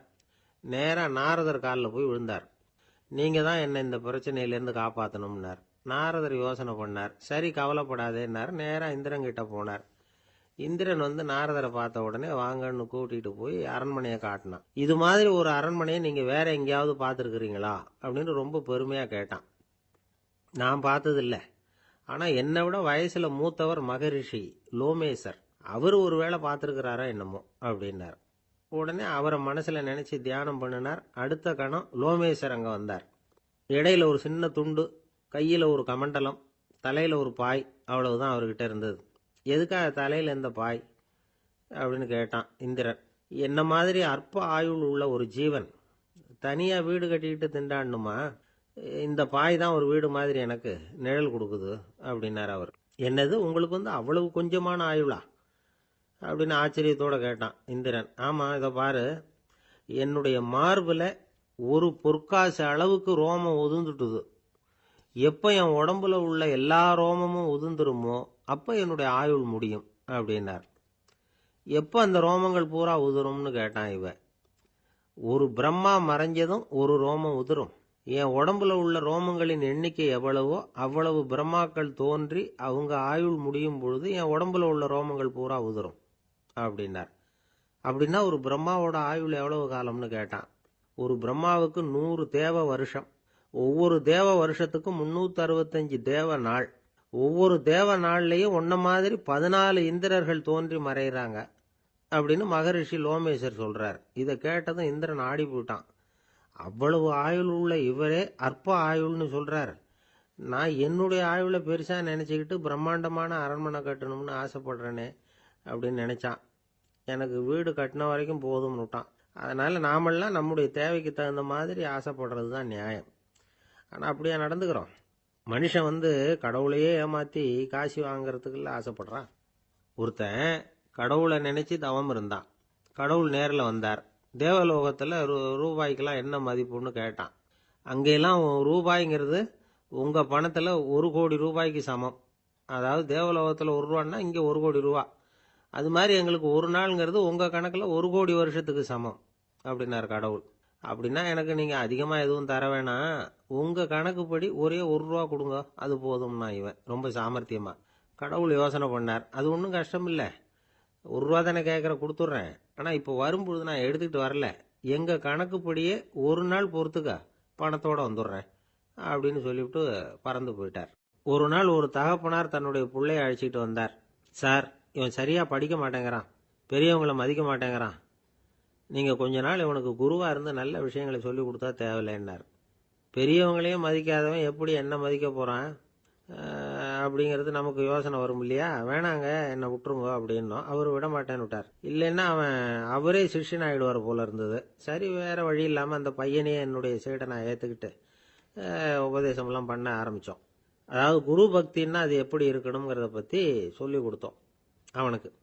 சதமகர் அப்படின்னு ஒரு குரு இருந்தார். அவருக்கு ஒரு சீடர். அவன் பேரு துளசி சைதன்யன், நைஷ்டிக பிரம்மச்சாரி. தன்னுடைய குருவுக்கு எந்த நேரத்தில் எது தேவைங்கிறத புரிஞ்சுக்கிட்டு சேவை செய்கிறவன். ஆனால் இவனை பற்றி மற்ற சீடர்களுக்கு பொறாமை வந்துட்டுது. இவன் மட்டும் இப்படி இருக்கானேன்னு உடனே குரு கிட்ட போய் கோல் மூட்டினாங்க. அவன் சரியில்லை, அவன் நடந்துக்கிறது சரியில்லை, அப்படி இப்படின்னு எதையாவது சொல்லி. இருந்தாலும் இதையெல்லாம் அந்த குரு நம்பலை. அவருக்கு தெரியும் யார் யார் எப்படின்னு. துளசி சைதன்யன் பெருமையை மற்ற சீடர்களுக்கு உணர்த்தணும் அப்படின்னு நினைச்சார். அதுக்கு ஒரு வழி பண்ணார். ஒரு நாள் சீடர்களை எல்லாம் கூப்பிட்டுக்கிட்டு ஒரு காட்டு வழியா போய்கிட்டு இருந்தார். அங்க ஒரு பெரிய மலை அருவி கொட்டிக்கிட்டு இருந்தது. குரு சீடர்கள் பக்கம் திரும்பினார். இந்த மலையின் மேலே இருந்து அந்த படுபாதாளத்துல குதிக்கிறதுக்கு உங்கள யார் தயார் அப்படின்னு கேட்டார். ஒரு சீடனும் வாயை திறக்கல, ஒதுங்கி நின்றுக்கிட்டாங்க. பின்னாடி மூட்டை முடிச்சோட வந்துகிட்டு இருந்தான் துளசி சைதன்யன். அவனை பார்த்தார். தபாருப்பா, நீ மேலே இருந்து அந்த அருவியில குதி அப்படின்னார். அப்படியே செய்கிறேன் சுவாமின்னா ஓடி போய் பொத்துன்னு குதிச்சுட்டான். அடுத்த கணமே குருநாதர் தன்னுடைய யோக சக்தியால பறந்து போய் அவன் கீழே விழுந்துடாம தாங்கி பிடிச்சி கொண்டுகிட்டு வந்துட்டார். மற்ற சீடர்களுக்கெல்லாம் ஒரு மாதிரி ஆயிட்டுது. அடுத்தபடியா என்ன பண்ணலாம்னு யோசிச்சாங்க இவனை மாட்டி விடுறதுக்கு. ஒரு நாள் வெத்தலை அடிக்கிற ஒரு சின்ன உரலையும் உலக்கையையும் எடுத்து ஒளிய வச்சுட்டாங்க. சதமகர் சன்னியாசி இல்லை, அவர் வெத்தலை போடுவார். பல்லு சரியில்லை, அதனால இடிச்சு தான் வெத்தலையை போடணும். திடீர்னு வெத்தலை பாக்கு கேட்டார். வழக்கமா உரல்ல இடிச்சு தர்றது தான் துளசியின் பழக்கம். உரலை தேடினா கிடைக்கல, என்ன பண்றது? குரு கேட்டுவிட்டார. குரு சேவை தானே முக்கியம்.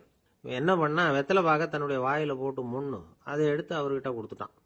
குரு எதையோ படிச்சுக்கிட்டே அதை வாங்கி வாயில போட்டுக்கிட்டார். துளசி, இன்னைக்கு தாம்பூலம் நல்லா இடிக்கப்பட்டிருக்கு, ருசியா வேற இருக்கு, அதை இடிச்ச பாத்திரத்தை என் கண்ணால பார்க்கணும்னு ஆசையா இருக்குன்னுட்டார். அதை மட்டும் அனுப்பி போய் நீ வர வேண்டான்னு வேற சொல்லிவிட்டார். இதை கேட்டதும் துளசி தவிச்சு போயிட்டான். இவன் போகாம எப்படி வாயை மட்டும் அனுப்பி வைக்க முடியும்?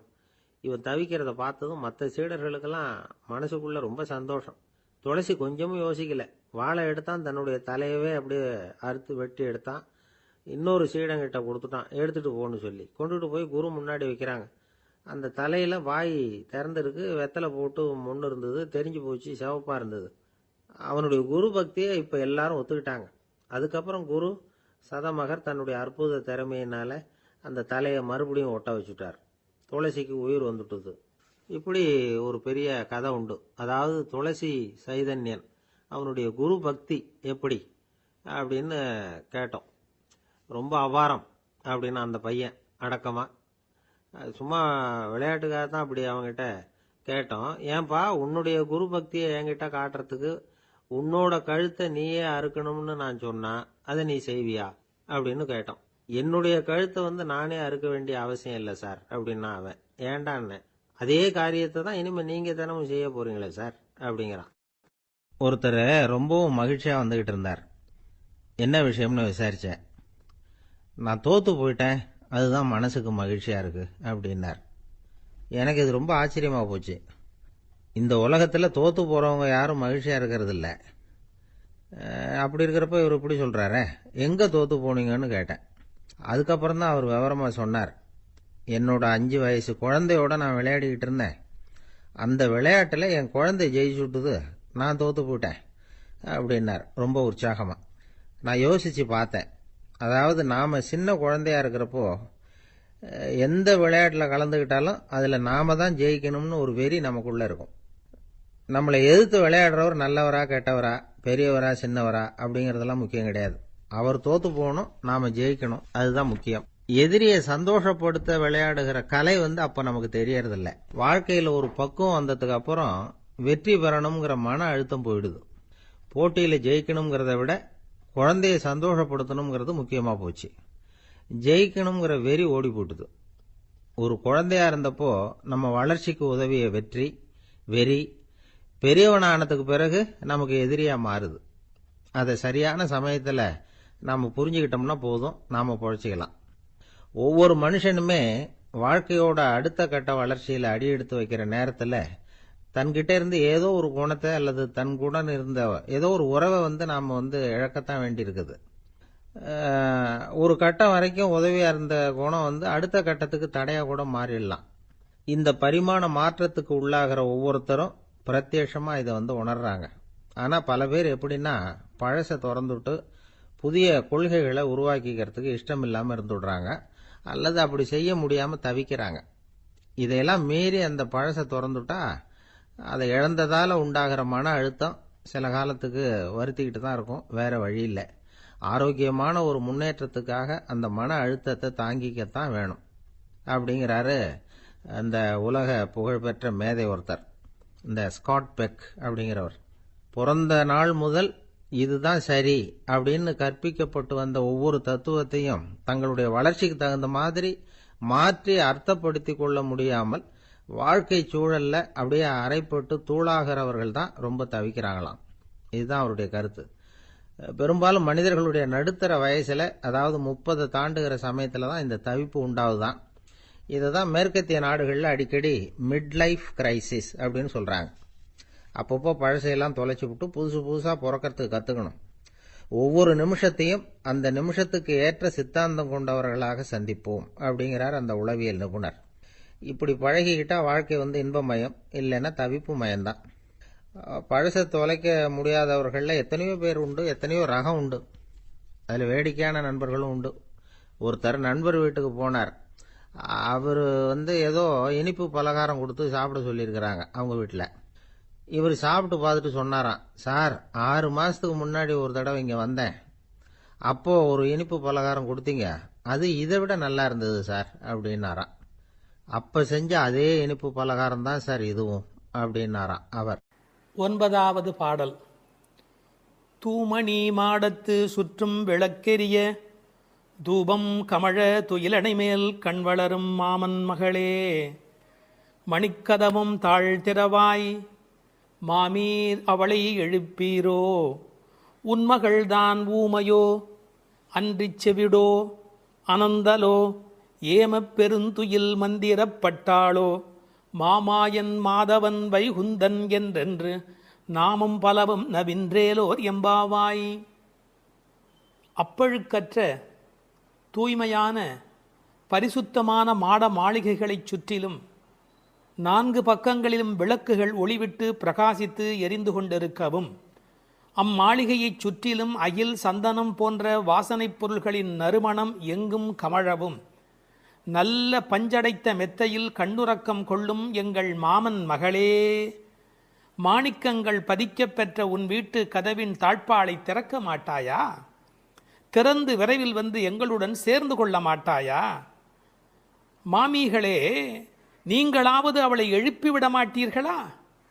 விடிந்து எவ்வளவு நேரமாகிவிட்டது, நாங்கள் இவ்வளவு நேரம் அவளை அழைத்து கொண்டிருக்கிறோமே, அவளுக்கு என்ன ஆயிற்று? ஒரு வார்த்தை கூட பதில் கூற மாட்டேன் என்கிறாளே, அவள் என்ன பேசும் திறனற்ற ஊமையா? அல்லது நாங்கள் அழைப்பது அவளுக்கு கேட்கவில்லையா, காது கேட்கவில்லையா? அல்லது ஆழ்ந்த பேருறக்கத்தில் படுத்து கிடக்கிறாளா? அல்லது யாரேனும் கட்டுப்படுத்தி அவளை பெருந்துயில் கொள்ளுமாறு செய்து விட்டார்களா? அல்லது ஏதேனும் மந்திரம் மாயம் செய்திருக்கிறார்களா? அதன் வசம் கட்டுப்பட்டு இப்படி பேருறக்கம் கொண்டு கிடக்கிறாளே, நாங்கள் அந்த மாமாய செயல்களில் வல்லவனும் மிகுந்த தவமுடைய இலக்குமியின் கணவனும் வைகுண்டத்திற்கு அதிபதியுமான நாராயணன் பெயரை திரும்ப திரும்பச் சொல்லி பக்தி பரவசத்தில் ஈடுபட்டு அவளை அழைக்கிறோமே, அவள் ஏன் இன்னும் எழுந்து வந்து கதவை திறந்து எங்களுடன் சேர்ந்து இறைவன் திருப்பெயரை சொல்லி வழிபட மாட்டேன் என்கிறாள்? நீங்களாவது கேட்டுச் சொல்லுங்களேன் என்கிறார்கள். இந்த பாடலின் திரண்ட பொருள் இது. தூமணி மாடத்து சுற்றும் விளக்கெரிய. விளக்கு எரிப்பதற்கே நிறைய செல்வம் இருக்க வேண்டும். இது சீர்மல்கும் ஆய்பாடி செல்வச் சிறுமியர்கள் வாழுகிற இடம். அந்த வீட்டினுடைய அமைப்பு எப்படி இருக்கிறது? தூய்மையான ரத்தின மணிகள் அப்படியே பதிந்து வைத்திருக்கிறார்கள். ஒரு குறிப்பு எழுதுகிறார்கள், அரசர்கள் அந்தப்புறத்திற்கு சிறந்த மணியை கொண்டு அற்புதமான கட்டடத்தை அமைப்பார்களாம். அங்கு வேண்டாம் என்று ஒதுக்கப்பட்ட கற்களை கொண்டுதான் அரண்மனையையே கட்டுவார்களாம். இது துவளில் மண்டபம், அது தூமணி மாடம் என்று அதற்கு ஒரு விளக்கம் சொல்கிறார்கள். ஆக இழைத்து இழைத்து தூய்மையான மணியினை கொண்டு வந்து கட்டியிருக்கிறார்கள். அது ரத்தின மணி. இந்த பெண் எழுந்திருந்திருக்க வேண்டும், எழுந்திருக்கவில்லை. ஒரு வித்தியாசம் இருக்கிறது. ஒரு குடும்பம் விழிப்பதற்கு முன்பு விழிக்க வேண்டியவள் அந்த வீட்டில் இருக்கிற பெண். ஏனென்றால் ஆண் எழுந்தால் அவனை மட்டும்தான் சுத்தம் செய்து கொள்கிறான். பெண் எழுந்தால் அந்த வீடே சுத்தமாகிறது என்று ஒரு பொன்மொழி சொல்வார்கள். எனவே ஒரு பெண்ணாகி இருக்கிறவள் இப்படி உறங்கிக் கொண்டிருக்கலாமா? தூமணி மாடத்து சுற்றும் விளக்கெரிய. 4 புறங்களிலும் நல்ல விளக்கு எரிந்து கொண்டிருக்கிறது. அது மட்டுமல்ல, அகில் சந்தனம் போன்ற நறுமண புகை வீசுகிறது. தூபம் கமழ. செல்வச் செழிப்பு. துயிலணை மேல் கண் வளரும். அது தூங்குவதற்காகவே அமைக்கப்பட்டிருக்கிற ஒரு பெரிய மெத்தை. அதாவது அந்த மெத்தையை பார்த்தாலேயே வா வா வா வந்து படு என்று அழைப்பதை போல 5 விதமான சிறப்புகள் அமைந்திருக்கக்கூடிய பஞ்சனை அது. அதில் அழகு இருக்கிறது, மென்மை இருக்கிறது, குளிர்ச்சி இருக்கிறது, சுகம் இருக்கிறது.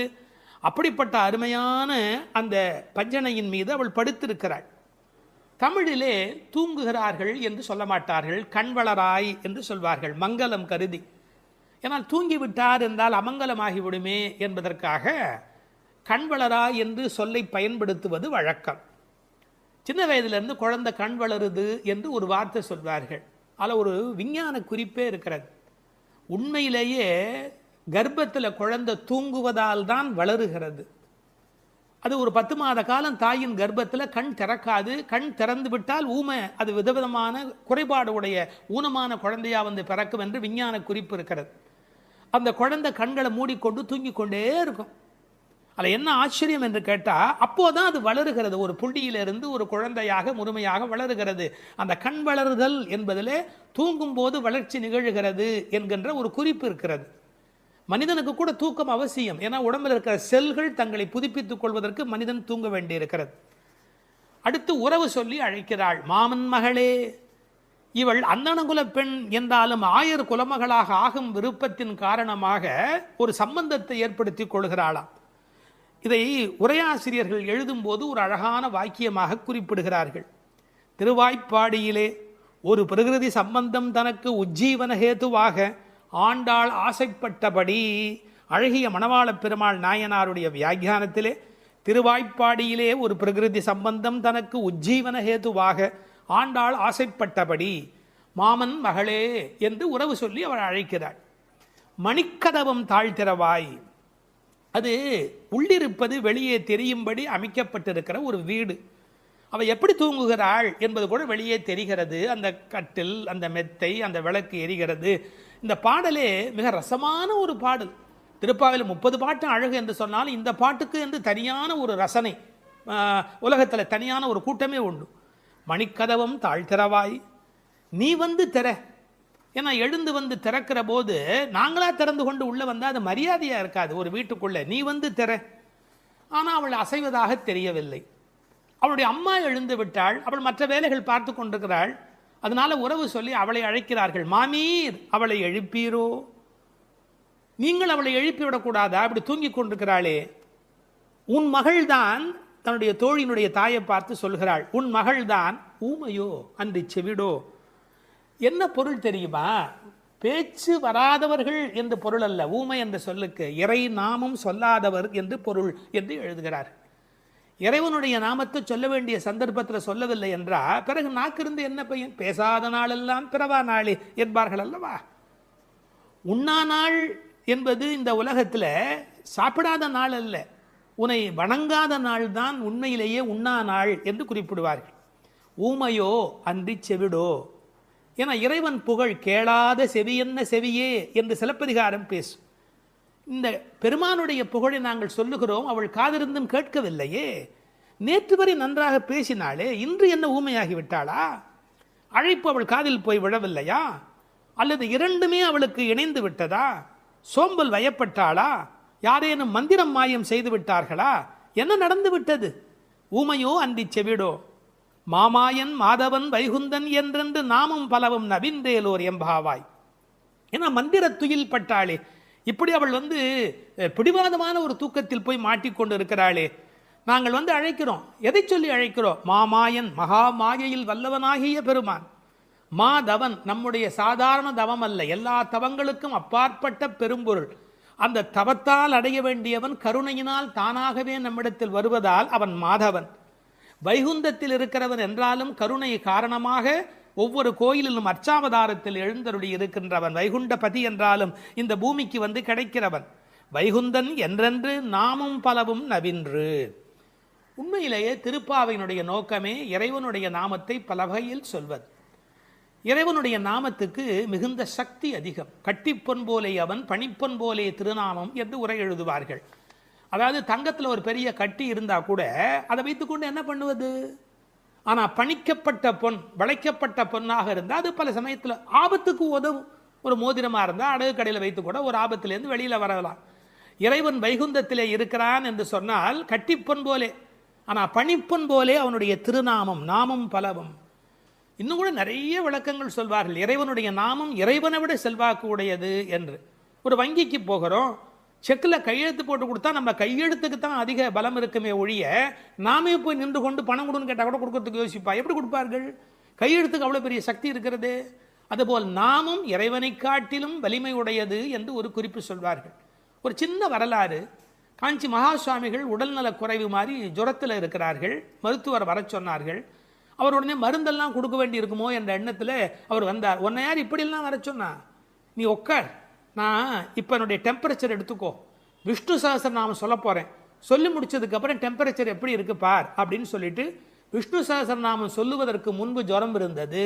சொல்லி முடித்த பிறகு ஜுரம் இல்லவே இல்லை. உன்னை எதுக்கு தெரியுமா கூப்பிட்டேன்? மருந்து கொடுத்து தான் இதை காப்பாற்றணுங்கிறது இல்லை, விஷ்ணு சஹஸ்ரநாமம் சொன்னாலேயே ஜுரம் போயிடும்னு தெரிஞ்சுக்கோ என்று ஒரு செய்தி சொன்னதாக ஒரு வரலாறு உண்டு. அவனுடைய நாமம் எல்லா நோய்களையும் போக்கக்கூடியது. அந்த நாமம் பலவும் நவின்றேலோர் எம்பாவாய். அந்த நாமங்களை நாம் வாய் திறந்து பாடுவோம் என்பதாக இந்த பாட்டு நிறைவு பெறுகிறது. திருப்பாவை 7ஆம் பாடல்.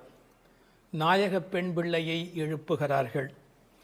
கீசு கீசென்று எங்கும் ஆனைச்சாத்தன் கலந்து பேசின பேச்சரவம் கேட்டிலையோ பேய்ப் பெண்ணே, காசும் பிறப்பும் கலகலப்ப கைவேர்த்து வாசன் அருங்குடல் ஆய்ச்சியர் மத்தினால் ஓசைப்படுத்த தயிர் அரவம் கேட்டிலையோ நாயகப் பெண் பிள்ளாய் நாராயணன் மூர்த்தி, கேசவனைப் பாடவும் நீ கேட்டே கிடத்தியோ தேசமுடையாய் திரவேலோர் எம்பாவாய்.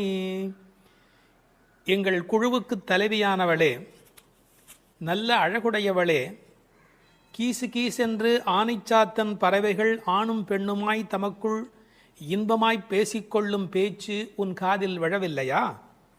பொழுது விடிந்ததை அறியாமல் பேய்த்தூக்கம் தூங்குகிறாயே.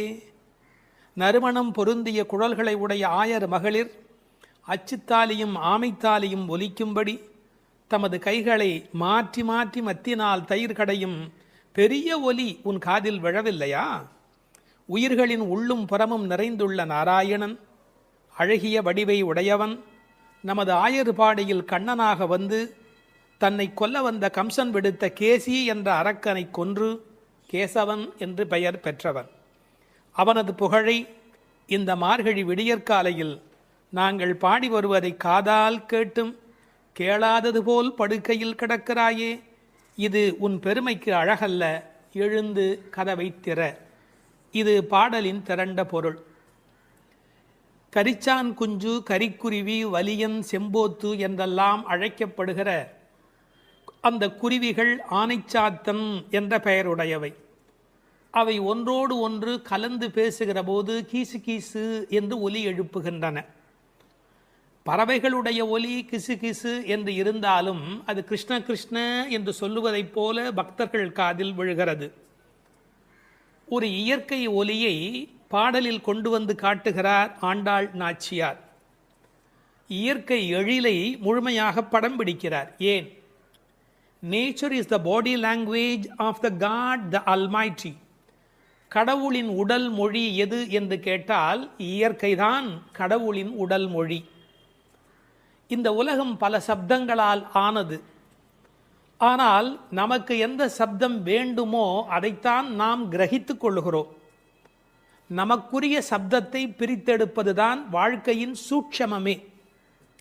வானொலி பெட்டியில் பாருங்கள், விதவிதமான அலைவரிசையில் பாடல் வரும், நாடகம் வரும், எத்தனையோ வரும், விளம்பரம் வரும். நீங்கள் எதை பிரித்து கேட்கிறீர்களோ அதுவே உங்களுக்குள் போகிறது.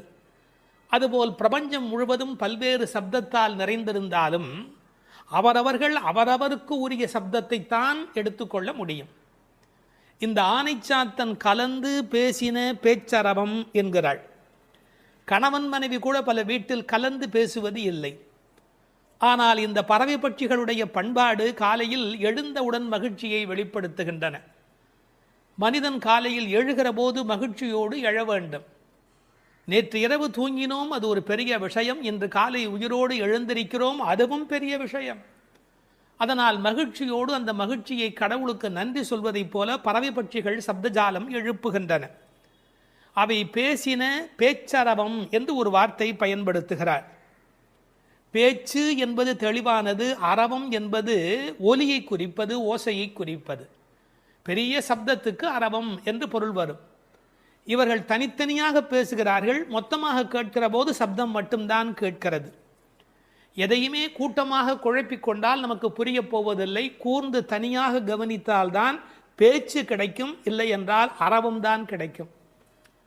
பேசின பேச்சரவம் கேட்டிலையோ பேய்ப்பெண்ணே. இந்த பாடல்ல மோனை பேசின பேச்சரவம் கேட்டிலையோ பேய் பெண்ணே, அந்த பகரம் மோனையாக அமைந்திருப்பது ஒரு பெரிய அழகு.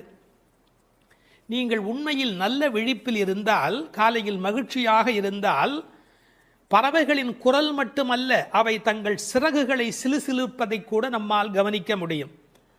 அப்படி இவர்கள் அந்த ஆனைச்சாத்தனுடைய ஒலியை கேட்டு மகிழ்கிறார்கள். முதலிலே ஒன்றிரண்டு ஒலி எழுப்பியது, அதனால் கேட்கவில்லை என்று இந்த உள்ளே படுத்திருக்கிறவள் சொல்ல முடியும். அடி ஒன்று ரெண்டு அல்ல, இப்போது அரவம் பெரிதாக கூச்சல் போடுகிறதே, உனக்கு புரியவில்லையா என்ற அர்த்தத்தில் பேசின பேச்சரவம் என்றார்கள். இவள் உறக்கத்தை பேய்ப்பெண்ணே, பேய் போல் தூங்குகிறாயே என்று கேட்கிறார்கள். உண்மையிலே பேயாய் அலைகிறான் என்றுதான் சொல்வார்களே ஒழிய பேயாய் தூங்குகிறான் என்று சொல்ல மாட்டார்கள். ஒரே விஷயத்தில் தீவிரத்தன்மை காட்டுகிற போது என்ன இப்படி பேய் மாதிரி அலையரே என்று பேசுவது வழக்கம். இவள் தீவிரத்தன்மையினாலே, கண்ணன் மீது கொண்ட காதலினாலே இப்படி கிடக்கிறாளா, அல்லது தமஸ் என்கிற தாமத குணத்தின் காரணமாக இப்படி கிடக்கிறாளா? இது ஒரு பெரிய கேள்வி. சில பேர் ஒரு கோயில் குடமுழுக்குக்கு வேலை செய்வார்கள், பேயாக வேலை செய்வார்கள். அந்த குடமுழுக்கு வெற்றி பெறுவதற்கு வேண்டிய வகையில் அல்லும் பகலும் பாடுபட்டு கொண்டே இருப்பார்கள். குடமுழுக்கு வேளையில் போய் தூங்கி விடுவார்கள். இந்த உழைத்த களைப்பு காரணமாக அந்த கும்பாபிஷேகம் நடக்கிற போது போய் தூங்கி விடுவார்கள். அப்படி ஒருவேளை இன்றைக்கு நோன்புக்கு போகிறோமே, நீ இப்படி தூங்கலாமா? நாயக பெண்பிள்ளாய் முதலில் பேய்ப்பெண்ணே என்று அழைத்தவர்கள் பின்னாலே நாயக பெண்பிள்ளாய் தேசமுடையாய் என்று அழைக்கப் போகிறார்கள். பேய் என்றவுடன் தாழ்வாய் நினைத்துவிட வேண்டாம். பேயனாய் ஒழிந்தேன் எம்பெருமானுக்கே யானும் ஒரு பேயனே என்று குலசேகர ஆழ்வார் அருமையாக அதை வேறு ஒரு கோணத்தில் பாடி காட்டுகிறார். இவர்களை எழ ஒட்டாதபடிக்கு செய்வது எது என்றால், அந்த கண்ணன் மீது கொண்ட அளவற்ற காதல் அல்லது பிரேமை ஒரு காரணமாக இருக்கலாம். அடுத்த ஒரு ஓசையை வர்ணிக்கிறார், இயற்கையை சொல்லி நமக்கு புரிய வைக்கிறார். பெண்கள் தயிர் கடைகிறார்கள்.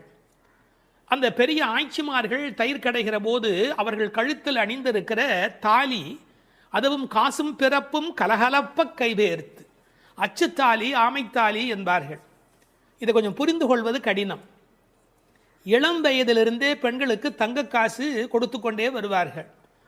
அந்த தங்க காசு தான் பெண்ணுக்கு உண்மையிலேயே மிகப்பெரிய சீதனம். அவர்களுக்கு தங்கத்தின் மூலம் சேமிப்பு நிகழும். தங்கள் சேமிப்பை காசாக்கி கையிலே வைத்திருப்பார்கள். திருமணமாகி அடுத்த வீட்டுக்கு போகிற போது அவர்களுக்கு ஆமைத்தாலி, கொஞ்சம் புடைத்த மாதிரி 2 உருண்டையாக இருக்கும், அதற்கு ஆமைத்தாலி என்று பெயர். அந்த காசும் பிறப்பும் அது ரெண்டையுமே கழுத்திலே கோர்த்து போட்டிருப்பார்கள். மஞ்சள் கயிற்றில் இந்த காசையும் மாட்டிக்கொள்வார்கள். அதன் பிறகு இந்த ஆமைத்தாலி என்கின்ற அந்த உருண்டையான தாலியையும் மாட்டிக்கொள்வார்கள். அப்படி தயிர் கடைகிற போது ரெண்டும் ஒன்றோடு ஒன்று மோதி ஒரு பெரிய ஒலியை எழுப்புகிறது. என்ன டிராமாட்டிக்காக அதை கொண்டு வந்து நம்முடைய கண் முன்பாக காட்டுகிறாள் பாருங்கள். கண் முன்பாக அந்த காட்சி படப்பிடிப்பு போல வந்து நிற்கிறது. காலையில் வெண்ணெய் கடைகிறார்கள். ஏன் தெரியுமா? வெயில் ஏறி விட்டால் வெண்ணெய் உருகிவிடும், கண்ணனும் விட்டு வைக்க மாட்டார்.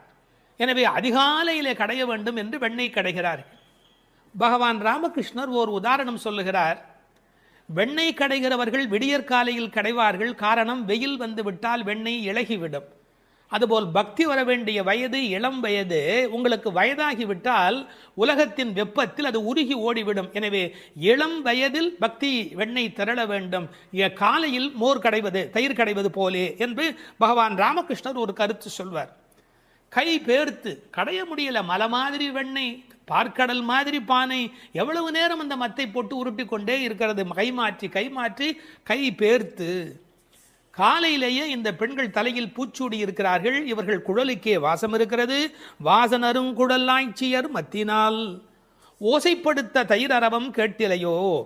அந்த ஓசையிலே ஒரு அழகு இருக்கிறது.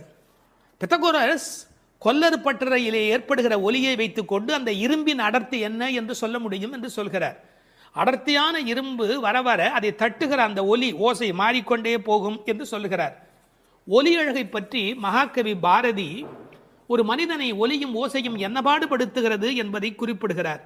காணப்பறவை கலகலமெனும் ஓசையிலும், காற்று மரங்களிடை காட்டும் இசைகளிலும், ஆற்று நீரோசை அருவி ஒலியினிலும், நீலப் பெருங்கடல் என் நேரமுமே தான் இசைக்கும் ஓலத்திடையே உதிக்கும் இசையினிலும், மானுட பெண்கள் வளரும் ஒரு காதலினால் ஊனுருக பாடுவதில் ஊரிடும் தேன் வாரியிலும், ஏற்ற நீர் பாட்டின் இசையினிலும், நெல்லிடிக்கும் கோற்றொடியார் குக்குவென கொஞ்சும் ஒலியினிலும், சுண்ணமிடிப்பார்தம் சுவை மிகுந்த பண்களிலும், பண்ணை மடவார் பழகு பல பாட்டினிலும், வட்டமிட்டு பெண்கள் வளைக்கரங்கள் தாமொலிக்க கொட்டி இசைத்திடுமோர் கூட்டமுத பாட்டு கோரஸ் கூட்டமுத பாட்டினிலும், வேயின் குழலோடு வீணை முதலாம் மனிதர் வாயினிலும், கையாலும் வாசிக்கும் பல்கருவி நாட்டினிலும், காட்டிலும் நாளெல்லாம் நந்தொலிக்கும் பாட்டினிலும் நெஞ்சை பறிகொடுத்தேன் பாவினான் என்று மகாகவி பாரதி பாடுகிறார். இசையினுடைய வலிமை அது. அப்படி ஓசைப்படுத்த தயிரரவம் கேட்டிலையோ. நாயகப் பெண் பிள்ளாய் நீ எங்கள் தலைவியாயிற்றே. நாராயணன் மூர்த்தி, எப்பேற்பட்ட வலிமையுடையவன், எப்பேற்பட்ட பெருமையுடையவன் எம்பெருமான். அந்த எம்பெருமான் திருப்பெயரையும் கல்யாண குணங்களையும் பேசுவதுதான் பாசுரத்தினுடைய நோக்கமே. கேசி என்கிற ஒரு அரக்கனை வென்றவன், அதனால் கேசவன் என்கிற பெயரை பெற்றவன். கேசவனை பாடவும் நீ கேட்டே கிடத்தியோ. ராமாவதார காலத்திலே கரதூஷண வதம் முடிந்தவுடனே சீதை ஓடி வந்து கட்டிக்கொள்கிறாள். அப்படி கேசிவதம் நிகழ்ந்தது என்று சொன்ன உடனே நீ கண்ணனை கட்டிக்கொள்வதற்கு எழுந்து வருவாய் என்று பார்த்தால், நல்லவேளை கண்ணனுக்கு ஆபத்து இல்லை என்று நெஞ்சை பிடித்து கொண்டு தூங்குகிறாயா? கேசவனை பாடவும் நீ கேட்டே கிடத்தியோ. கேசமுடையாய், இதான் பெண்களுடைய இயல்பு. எவ்வளவுதான் பெண்கள் மாறினாலும் அடுத்த பெண்ணினுடைய கூந்தல் எவ்வளவு நீளம் என்பதை பற்றி யோசிப்பார்கள். கேசமுடையாய் திரவேலோர் எம்பாவாய் என்று இந்த பாசுரம் நிறைவு பெறுகிறது. ஒரு சிறு திருத்தம். தேசமுடையாய் என்றும் ஒரு பாடம் உண்டு. கேசமுடையாய் என்பதை விட தேசமுடையாய் என்ற பாடல் வரியிலே பொருள் ஆழம் சுவை கூடுதலாக இருக்கிறது என்று கருதுவதற்கு இடமுண்டு. காரணம், அவள் அழகான கூந்தலை உடையவள் என்ற பொருளிலே 1-2 பதிப்புகளிலே கேசமுடையாய் என்கிற பாடம் இருக்கிறது. ஆனால் தேசமுடையாய் என்ற சொல்லுக்கு பொருள் ஒளியுடையவளே என்பது பொருள். ஒரு பெண்ணை வர்ணிக்கிற போது ஒளிதான் பிரதானம், பொன்னின் ஒளி பூவின் வெறி என்று சீதா பிராட்டியாரை கவி சக்கரவர்த்தி கம்பன் வர்ணிக்கின்றார். கண்ணனுடைய நினைப்பில் எப்போதும் ஒளி உடையவளாக விளங்குகின்றாள் என்ற பொருளிலே தேசமுடையாய் என்கிற பாடம் சுவையான, அழுத்தமான, ஆழமான, பெரும்பகுதி பதிப்புகளில் காணப்படுகிற பாடம் என்பதையும் சொல்லிக்கொள்ள விரும்புகிறேன். வணக்கம். வேதம் அனைத்துக்கும் வித்தான திருப்பாவையின் 6வது பாடல். இது பாடல் தொடங்கி திருப்பள்ளி எழுச்சியாக அமைகிறது. உறங்குகிற பெண்ணை வெளியில் இருக்கிறவள் எழுப்புவது போல பாடலின் அமைப்பு முறை. விடிந்தது என்பதற்கான அடையாளங்கள் சொல்லி எழுப்புகிறார்கள். புள்ளும் சிலம்பினகான் புள்ளரையன் கோயிலில் வெள்ளை வெளிசங்கின் பேரரவம் கேட்டிலையோ, பிள்ளாய் எழுந்திராய் பேய் முலை நஞ்சுண்டு கள்ளச்சகடம் கலக்கழிய காலோச்சி, வெள்ளத்து அரவில் துயில் அமர்ந்த வித்தினை உள்ளத்து கொண்டு முனிவர்களும் யோகிகளும் மெல்ல எழுந்து ஹரி என்ற பேரரவம் உள்ளம் புகுந்து குளிர்ந்தேலோர் எம்பாவாய். முன் அனுபவம் ஏதுமில்லாத கன்னிப்பெண்ணே, இன்னும் உறங்குகிறாயே? விடியலை முன்னே அறிந்து கொள்ளும் இயல்புடைய பறவைகளும் கூட எழுந்து ஓசை எழுப்பி இறை தேட புறப்பட்டு விட்டனவே, அது உனக்கு தெரியவில்லையா? பறவைகளுக்கு அரசனான கருடனை வாகனமாக கொண்ட திருமால் திருக்கோயிலிலே வெண்மை நிறமுள்ள சங்கு தன் ஒலி எழுப்பி அழைக்கின்ற பேரோசை உன் காதில் விழவில்லையா? பெண் பிள்ளையே, விரைவில் படுக்கையை விட்டு எழுந்திரு. முன்பு தன் தாய் யசோதை வடிவில் முலைக்காம்பில் நஞ்சையே தீட்டிக் கொண்டு வந்து கண்ணனுக்கு வஞ்சகமாக பாலூட்ட கருதினாளே பூதனை. அவளிடம் பால் பருகுவது போல முலையுண்டு அவள் உயிரையும் உண்டானே கண்ணன். முன்பு கள்ளத்தனமாக சக்கரமாக அவன் முன் தோன்றினானே சகடாசுரன். அவனை தன் திருவடிகளை உயர்த்தியே உதைத்து அவன் கலக்கம் அடைந்து அழிந்து போனானே அந்த கண்ணன். திருப்பார்கடலிலே அமைந்திருக்கும் ஆதிசேஷன் என்னும் பாம்பின் மேல் அரிதுயில் கொண்டிருக்கிறானே அந்த கண்ணன். இவ்வுலக உற்பத்திக்கு மூல காரணமான அந்த கண்ணனை தம் உள்ளத்திலேயே இடைவிடாது தியானித்து கொண்டிருக்கும் முனிவர்களும், இறைவனை எளிதில் அடையும் யோகம் போன்ற உபாயங்களையும் செய்து கொண்டிருக்கும் யோகியர்களும், அலுங்காது அசையாது மெதுவாக நிதானமாக எழுந்து ஹரி ஹரி என்று திருமாலை எண்ணிப்பாடும் பேரோசை உன்னுடைய காதுகளில் கேட்கவில்லையா? ஆனால் இவ்வோசைகள் எல்லாம் எங்கள் செவி வழி புகுந்து உள்ளத்திற்கு குளிர்ச்சி தருகின்றனவே. இந்த அனுபவத்தை எங்களுடன் பகிர்ந்து கொள்வதற்காகவாவது நீ எழுந்து வரமாட்டாயா? இது பாடலின் திரண்ட பொருள்.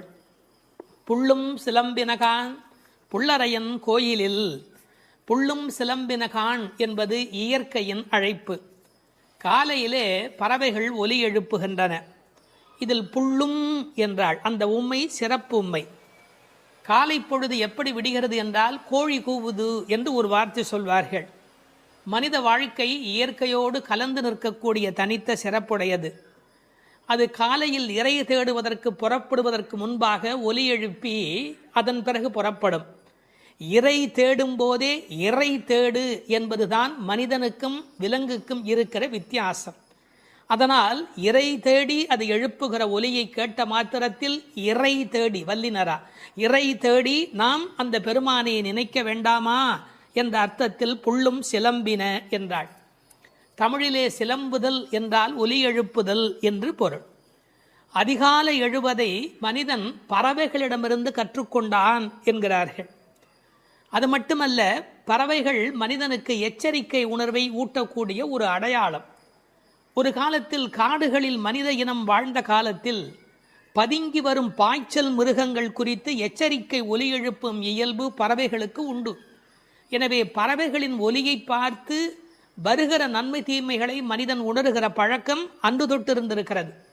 எனவே வெளியில் விடுகிற விடியலுக்கு அடையாளமாக சொன்னாலும் பறவை ஒலிக்கும் மனித இனத்துக்கும் சம்பந்தம் இருக்கிறதே. புள்ளும் சிலம்பினகான். புல் அரையன் கோயில், பறவைகளுக்கெல்லாம் தலைவன் கருடன். அந்த கருடன் கோயிலிலே, அதாவது திருமாலுடைய திருக்கோயிலிலே சங்கு ஒலி எழுப்பி அழைக்கிறார்களாம். வெள்ளை வெளிசங்கின் பேரரவம் கேட்டிலையோ. வெள்ளை வெளிசங்கு அது ரொம்ப தூய்மையான சங்கு. வெறும் நிறம் மட்டுமல்ல, அது எல்லா வகையிலுமே தூய்மையுடைய ஒன்று, வெண்மையுடைய ஒன்று. அது அழைப்பதற்காகவே பயன்படுத்தப்படுவதாலே வெளிசங்கு கோயிலிலே நடை திறந்து விட்டது. மக்கள் வரலாம் என்பதற்கான அறிவிப்பு சங்கொலியின் மூலம் அந்த ஊருக்கு தெரிவிக்கப்படுகிறது. எனவே கோயில் அழைப்பு வந்துவிட்டதே, நீ எழுந்திருக்க வேண்டாமா? பேரறவும் கேட்டிலையோ? பறவையின் சப்தம் கூட சின்ன சின்னதாக போயிருக்கலாம். இது எத்தனை பெரிய ஒலி, சங்கு ஒலி எழுப்புகிறார்களே, ஊருக்கே கேட்க வேண்டும் என்று எழுப்புகிறார்களே, உனக்கு தெரியவில்லையா? சங்குக்கும் ஆண்டாளுக்கும் இடையில் இருக்கிற தொடர்பு நாச்சியார் திருமொழி நன்கு படித்தவர்களுக்கு தெரியும். கற்பூரம் நாருமோ கமலப்பூ நாருமோ திருப்பவளச் செவ்வாய்தான் தித்தித்திருக்குமோ, மறுப்பொசித்த செங்கண்மால் வாய்ச்சுவையும் நாற்றமும் விருப்புற்று கேட்கின்றேன் சொல்லாழி வெண்சங்கே என்று சங்கரை பாராட்டி மகிழ்ந்தவள் ஆண்டாள் நாச்சியார். எனவே வெள்ளை வெளிசங்கு அதற்கு என்ன பெருமை என்றால், ஓங்கார ஒலி எப்போதும் சங்கிலே காதில் வைத்தால் கேட்டுக்கொண்டே இருக்கும். நமக்கு ஒரு ஆச்சரியம், கண்ணனாகிய கடவுள் குடியிருக்கிற ஊரில் வேறு ஒரு கோயிலா? கோயில் அழைப்பு என்றால் ராமாயணம் படிக்கிற போது ராமன் நாராயணனை போய் வணங்கி வந்த செய்தி இருப்பதைப் போல கண்ணன் ஊரிலும் திருமால் கோயில் இருந்திருக்கிறது. இதில் புறவிடியல் பற்றி பேசினாலும் உண்மையில் அகவிடியலை பற்றி நாம் சிந்திக்க கடமைப்பட்டிருக்கிறோம். இதெல்லாம் காலை நேரத்து அடையாளங்கள். ஆன்மீக விடியல் என்பது ஏற்பட வேண்டும் என்றால் அறியாமை இருட்டு போக வேண்டும்.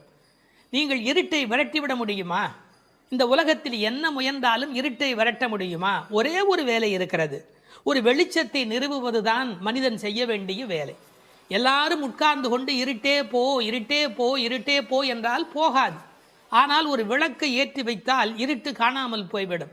அதுபோல் நம்முடைய அஞ்ஞானம், அறியாமை என்ற மன இருள் நீங்க வேண்டுமென்றால் நாராயணன், இறைவன், பரம்பொருள் என்ற ஒற்றை விளக்கு நமக்கு போதுமானது.